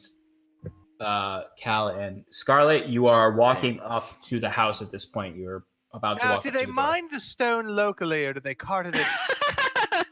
My patience is running real thin. At this point, Cal, the same man you surmised about history, peeks in and he goes, well, I think it's just earth held up by wooden support beams. I don't think there's any stone involved, actually. Right, of course, but you can see the stone arch. We don't have to do this, but I know. So what do? Do you walk right in or what? Yeah. Okay. Oh no. So I would stop outside and I would go, well, this is it. I would open the door because I am a polite person, and I would motion like I'm opening the door, you know. As you do this, they don't move at first, and the captain looks to Scar and just goes, motion to her to go in first. I go without a word. All right, Scar, you have literally a nanosecond before they walk in after you. What you see as soon as you walk in is you see Kieran bustling around the room, trying to like straighten out like things that don't matter at all. And then you see the man's body, and you see from the first second you see he looks dead because he's got a lot of cuts and scrapes all over his face as if he was just chewed on by 100 beetles. He's unconscious. His face is swollen, bloody. And you have 1 second before they're walking behind you. Literally, all I'm gonna say is just gonna like look around, just what the fuck? and Cal, you hear that as the captain walks in after her, and the two guards look to you to walk in after the captain. Yes. What the fuck? The traditional greeting of Honduras. And the captain, and it's literally 2 seconds after that, the captain looks down at the body and goes, What the fuck? He's still alive. To which I nod and point to the other guy. He's still alive. Now, I don't know. You've told them then? Kieran asks to Cal and Scarlet. I told them that we had a captive. What the fuck is this on the floor? He's still alive. This man is mutilated. What He happened? was mutilated by a swarm of beetles, which I think is linked to druid magic, linking him to the archdruid. All I can say is oh my god. he wasn't like this when we got here. No, when we left. He wasn't like this when we left. I want to turn to the guard that has the weapons and be like, give me my daggers. The guard's just going to look at you like, no.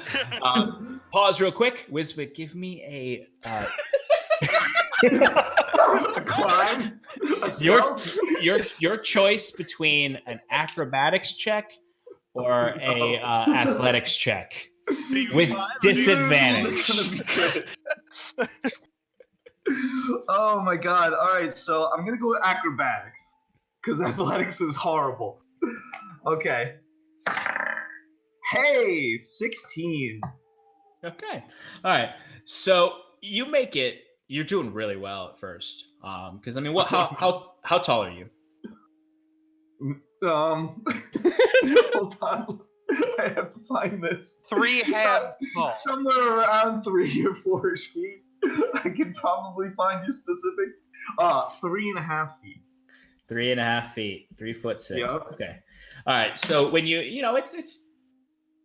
it's twice your height, but you start to climb on, and it's not very secure. It's like it's sturdy as it stands up, but it's not meant to really get tossed around, and it's already kind of been weakened when the guy ran headfirst into it. So when you get to the top, and you're actually doing really well, you're like, I'm out of here. You get to the top and you peek over to the side. You look down and you see a drunk man puking in the alley as you hear some snaps.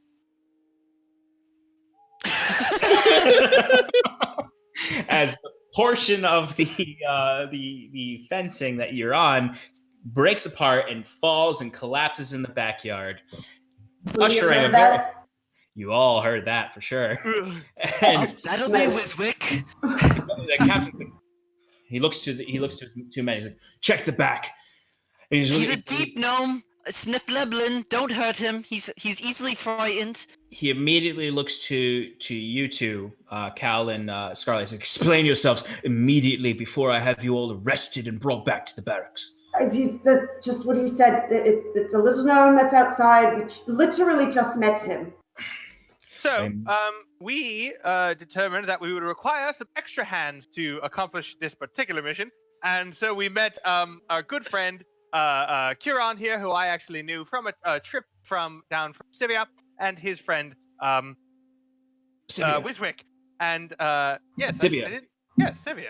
But I thought you came from Endurus. I did not say that, not once. I was in Endurus at some point in the past, and I came by way of Sivia down the river past the capital. So, sir, unless you have a recording of my words, I would say that You hear from the backyard, you hear the guards go, Captain, there's a dead body out here.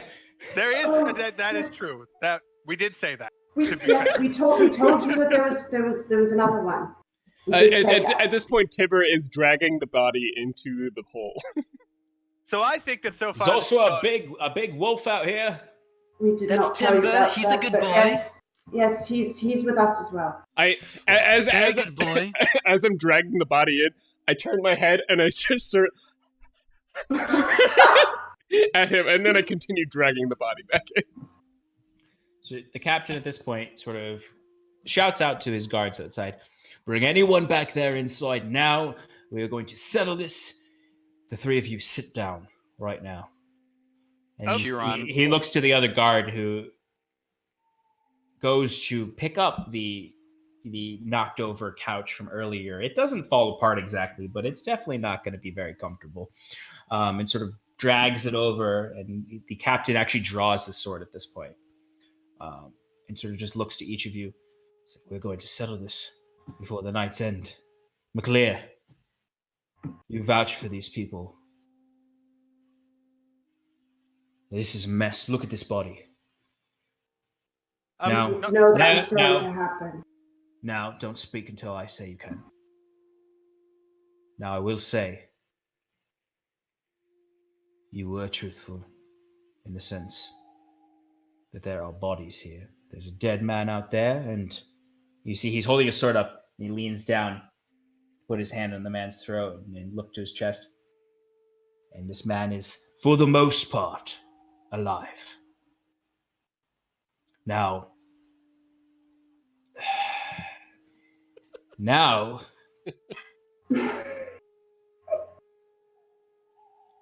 your compatriot here, the elf,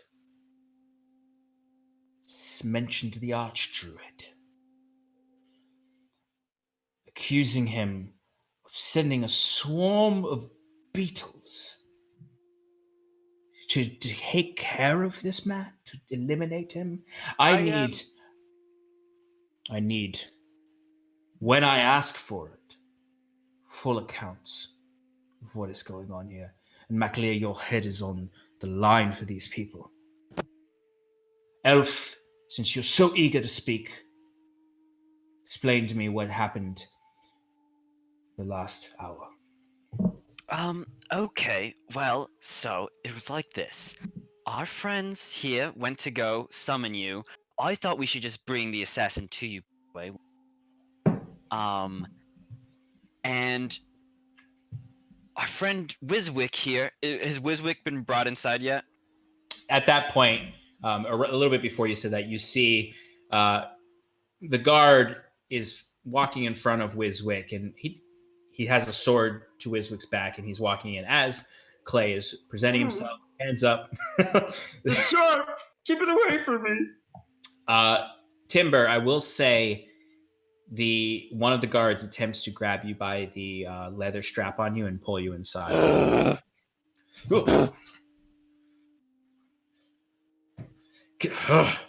This dog's beastly. And you see the captain's like, Leave him outside. He's just a beast. Why Just would get it in be here. there? Continue. Right, so they left to get you. Our friend here, Wiswick, has a familiar, the bat, that went to go watch. When he saw them, I guess, taken by you, the bat came back to us. Jet's his name. Lovely, fellow. You see at this point, a bat comes roaring in through the window and just sort of swoops around in the room and then just sort of lands kind of haphazardly onto the same table he landed on before. Doesn't knock anything over. Yes. Just sort of. I just snap and it goes away, and I'm like, That was the one. Came back, warned us. Wiswick was concerned, so let's see. We locked the captive into the outhouse. And then Wiswick left to go find our friends while I watched upstairs. Timber, the wolf, back there. And then when he says wolf, he pauses for a sec, like wolf. Well, yeah, wolf. Who's a good boy, by the way. Was digging a hole for the deceased. Very Humane. humane. Yes, thank you. Of a beast, as you put it. When I heard a howl, came downstairs. That man was covered in beetles. A scuffle ensued, and I was able to pull him in here, spare him from dying. And that's when you all arrived. Yeah, that sums up the last hour or so. You see at that comment, the guard comes in that was trying to get Timber to come inside. He's, Captain, there are a lot of dead beetles out here. Like a lot. And the captain's he's just, you can see it on his face, it sinks, and he's just it's almost home. If you give me 4 hours to rest, I can perform healing magic on our captive there and bring him to a better state of being. If you have medics or doctors, they might also be good and could, verify that these are beetles. Silence, Elf. Silence. You two. Cal, Yes, sir. Scarlet, my lady. Connect these dots for me. What dots? Seems to me that there were beetles here, and they ate this man. And Can I interrupt him because he's trying to? Unless you have more that you want to say. No, go ahead. Okay. What I think happened. This is my understanding. The Beatles were some sort of cleanup crew sent to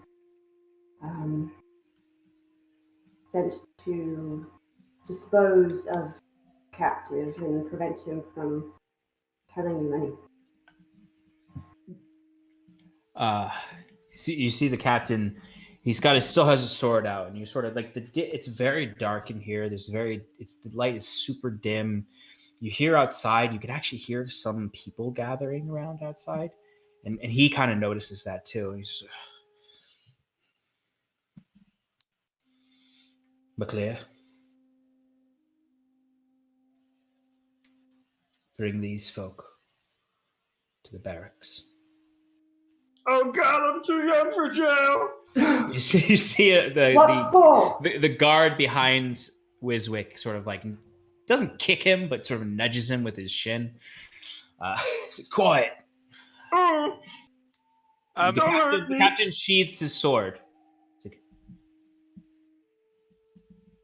I need to know where you are as we sort this out. You will come to the barracks without a fight. You are not arrested. but you're not to leave the circle of the market. You are not to leave the sights of my gods until we figure out this situation. Upon awakening of this man, we will question him. We will get to the bottom of this. Now, you two, he looks to Cal and Scarlet, are you under the same suspicions as your elven friend, the arch-druid, I did not. responsible? I don't think he said that. I think he said "Chew" when he. I've had enough of your charm and I didn't burial. even get to say anything yet. I'm Quiet! completely innocent. I'm so sorry for that, everyone. McClear. And you, he points to one of the other guards, take them back to the barracks. He points to the man with your weapons. You will stay here with me. McClear, when you get back to the barracks, send men here. We need to bring these bodies back to the barracks without anyone knowing. Especially the Ash Guard. Do not let them see anything at all. Will your wolf come quietly? He looks to you, Scarlet. You ask him, right?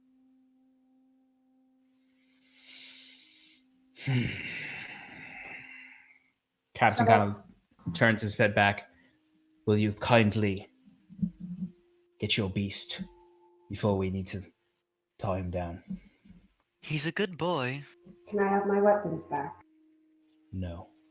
Then no. Then he'll be tied down. Scarlet, don't do that to Timber. Timber, come here. Kieran tries to bring him over. I'm still outside. Do I hear that? Yeah, you can hear it generally. The door's open. I'd say you've got the body in the hole now. And All you're right. doing that dog Still thing just where you're Yeah. pushing the dirt between your Oh, legs yeah. back over it. But you do hear Kieran calling for you. Okay, I run inside, kind of like. Hello, Timber. We need to go with these men to the barracks. Can we count on you to behave? I agree, but I think it's in our best interest. I'm with him. You'll be able to tame this beast. We need to tie him down, shackle him. I don't think that's a good idea for any of us. Timber, what do you want? The captain rolls his eyes and sort of looks to Cal and Scar. It's like, are you serious? I still think we're focused on the wrong thing. Clearly, your man Angus is going to be assassinated, and we stopped that. So He does have a point. We are the good guys. We're on your side. We have done nothing but tell you the truth. And I just ask that you come with me to the barracks. Oh, to which I responded, "Actually, I didn't. You told me no more charm, so I didn't." And we were in agreement that you would come peacefully. we will. And now come. you're having trouble with your dog.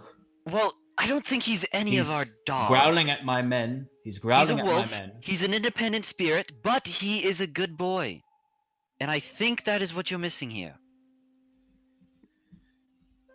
Just let him out the front door. He'll go back to the forest. For the love of the What is he flame, gonna God, do? please get Timber in here. MacLear, take them to the barracks. We'll deal with the dog when we can. It's just a fucking dog.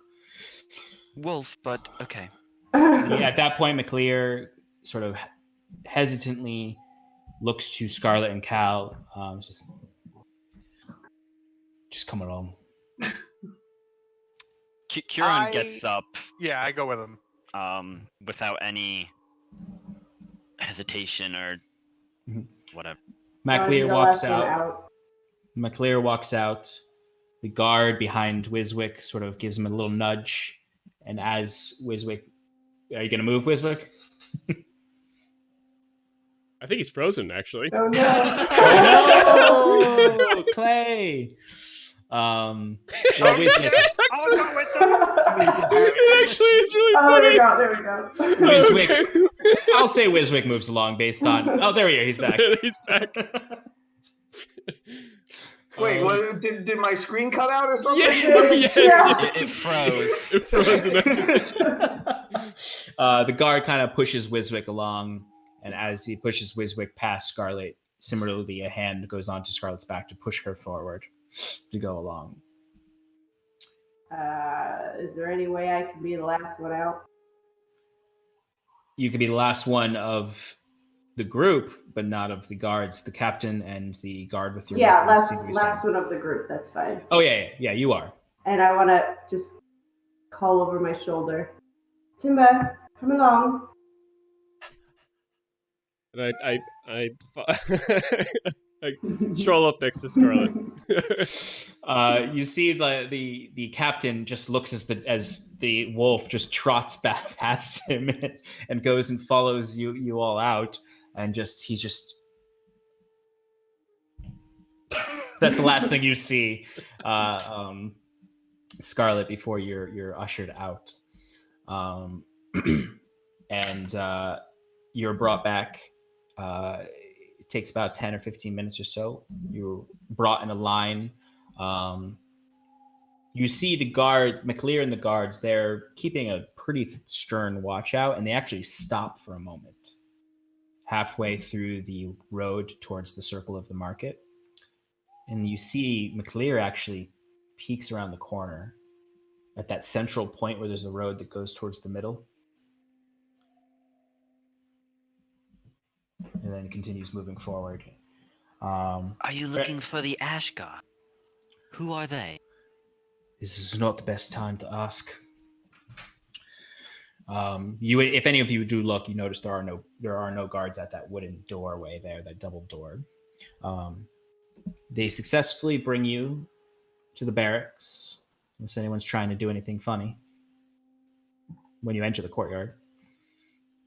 Not this time. Going once, going twice, you're in the barracks.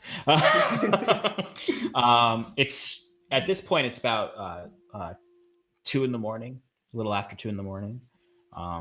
Dead quiet, it's just the sounds of distant animals outside of the walls. It's just sort of the low breeze moving through. It's a clear night, the moon is out. As soon as you're brought to the barracks, a few other guards are brought out. You notice McLear whisper off to one of them, and you see a group of them, probably about 5 of them, go marching off towards the circle of the hearth. McLear kind of nods to the soldiers and gestures inside. You're brought into that central courtyard, and they are going to search you for any weapons. So, Come now.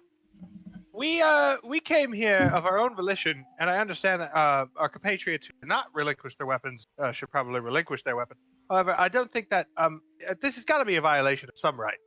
We already gave you everything we have. So as you say that, I was gonna say I'd like to escalate my yelling to try and cause some kind of, maybe not distraction to do anything, but at least draw attention away from Scarlet. give me a I'm rolling dice. Tell me what yeah. it is. Yeah, give me a persuasion roll. That's a 12. Okay. Big fat 12. So the guard, when you say that to him, it's at that exact moment that he finds Scarlet's extra dagger and pulls it up. He's not so sure you've been honest with us. Cora hands it to another guard. It's at that point that they find any other weapons on I'm not so sure I like your tone. Wiswick and Huron. They take your whatever weapons you may have on you. Would they consider a quarterstaff a weapon? It looks more like a it doesn't look much like a quarterstaff. If you want to give me a your best Gandalf impression, say. If you want to say anything to try to get it back, they are going to, just based on looking, they're just going to take it because. Okay, that's no. I won't try anything. Okay. Wouldn't deprive an old elf. So they've successfully taken all of your weapons, essentially, if no one's resisting. I told you. Can Take I? the wizard's I- staff. Sorry. I give him my tiny miner's pick and my tiny shovel, and I try and keep my book hidden. So these guards are just taking things off of you, and you're handing things to them, and they're just taking it, and they notice. I'll say they give me a stealth check just for like keeping the book concealed. They're not particularly looking to take your book. I'm okay with that. Not too great. I'll take an 11. Okay. All right. You're fine. They notice that you're clutching the book, but they're not concerned with taking it. They just simply think you're a very afraid gnome. So, yeah. We never really established which dagger that I'm keeping in my boot. Can I say it's the one that I'm thinking of and Yes. swipe for it? Make a swipe for it? Yeah. Yeah. Go for a dexterity check. You're killing me, Scarlet. I just want to get out of this. What did you say, dexterity? Yep. Not a sleight of. Probably not. For no, because a sleight of hand. It's 15. It would be 15 either way. Okay.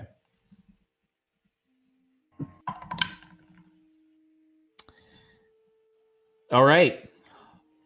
So you get the dagger. So you see the man is holding it up and looks and says his comment to Cal. And as he's about to hand it off to the other guard, you very quickly, and quick as lightning, reflexes on point, snatch the dagger from his hand. What do you do immediately after? This is important. I just hold it. Like, I'm not going to attack anybody with it. I'm just holding The it. guards all immediately pull their weapons out and Great. drop all of it. Just sort of, they look immediately to you like, drop that dagger immediately. Also, This reminds me of a time. Shut your mouth, Endurian. Drop that dagger now. Alex just pointed out that I also had the 2 daggers that I bought him earlier. We've already got 2 of your daggers. Drop the 3rd. Cool. Drop that dagger immediately. Please, this one's very important to me. It does not matter. Drop the dagger. I don't drop it. You see at that point 2 guards come up from behind and try to grab your arms and pull them apart and try to drag you away. Are you going to resist? Yeah. All right, go ahead and roll a strength check. Woo. 18.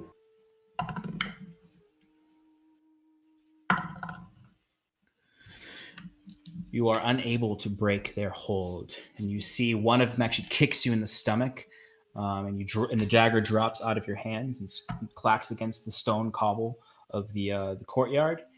The man who was originally searching you goes and picks it up, looks at it.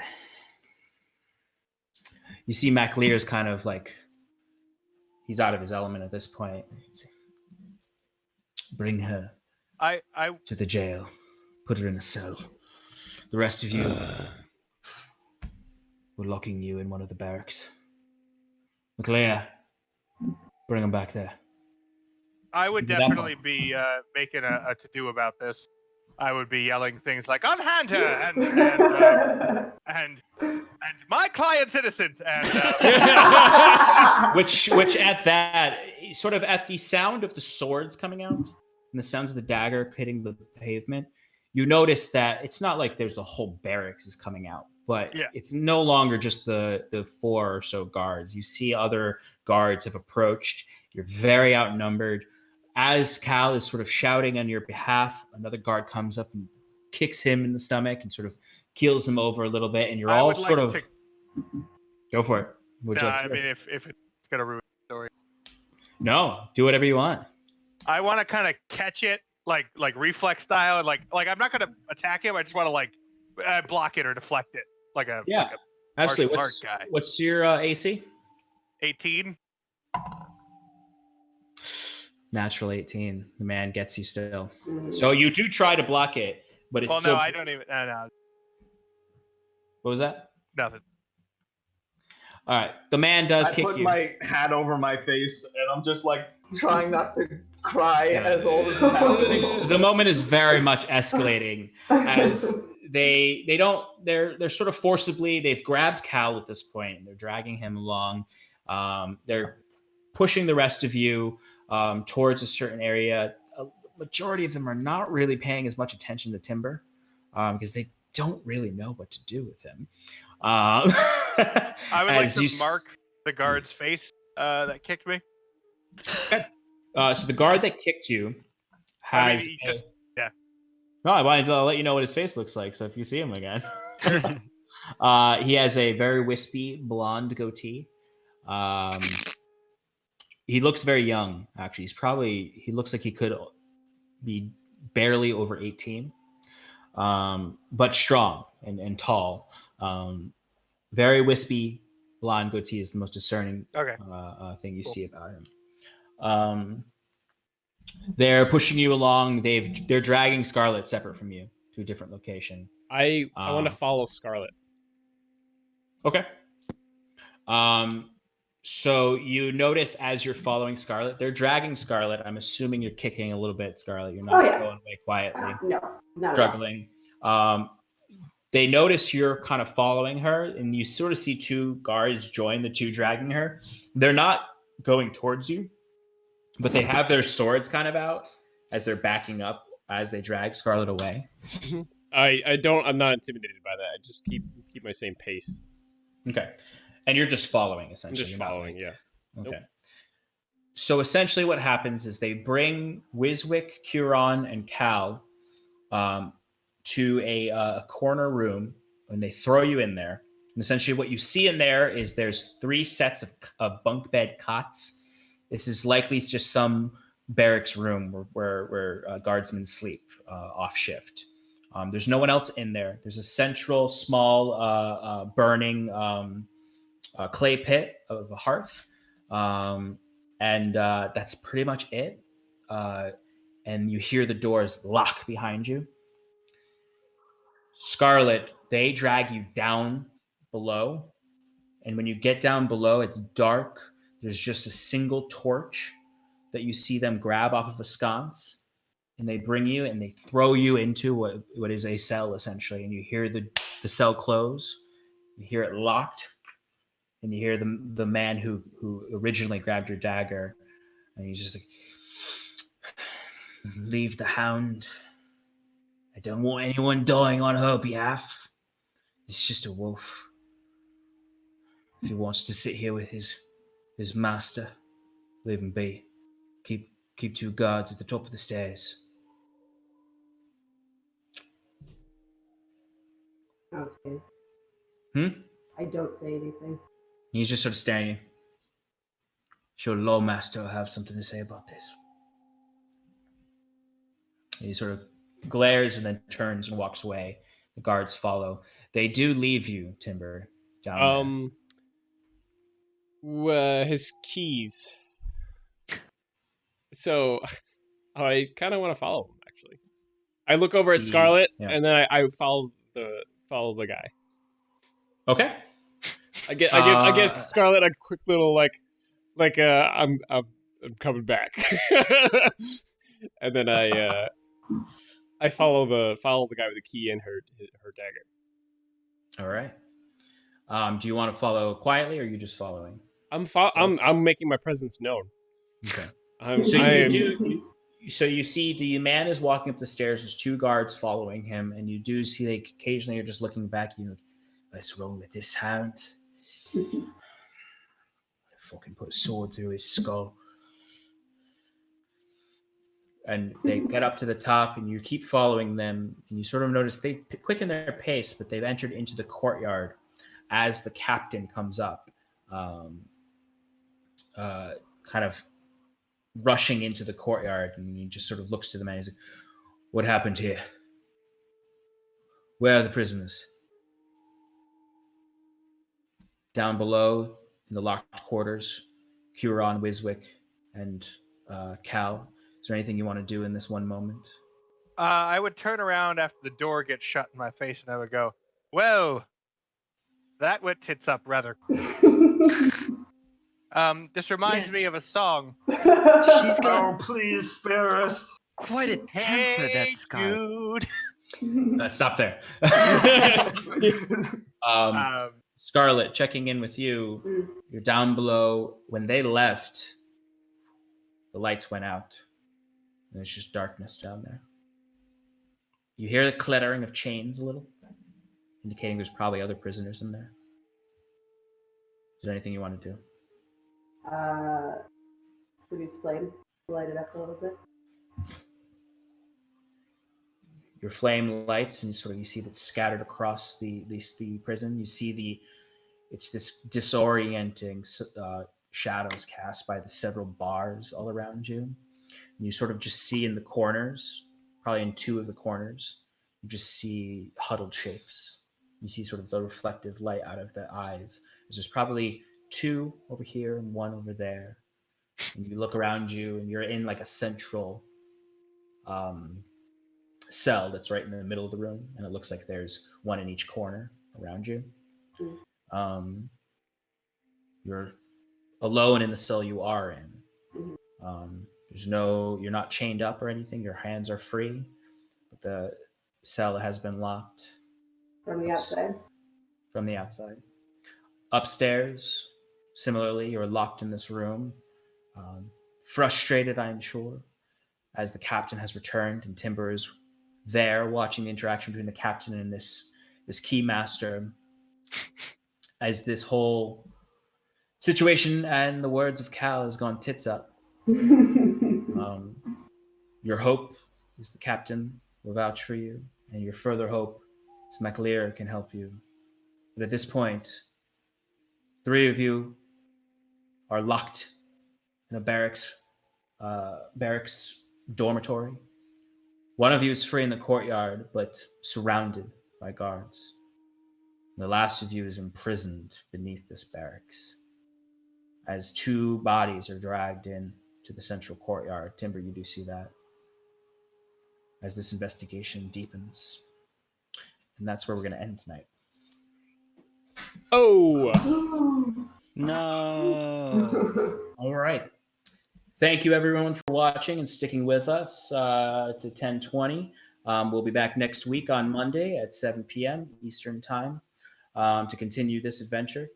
And look forward to episode 1 and episode 2 both being posted live the recordings being posted to our YouTube channel by this Thursday. You should be able to see both of them there. Episode 1 will probably be a little bit earlier than that, but they'll both be there by Thursday if you want to catch up or share it with your friends. And I hope you join us again next week as we continue our adventures in Gwenville. Have a lovely evening, and thanks for joining us in Paradise. Good night, everyone. Good night. Love you.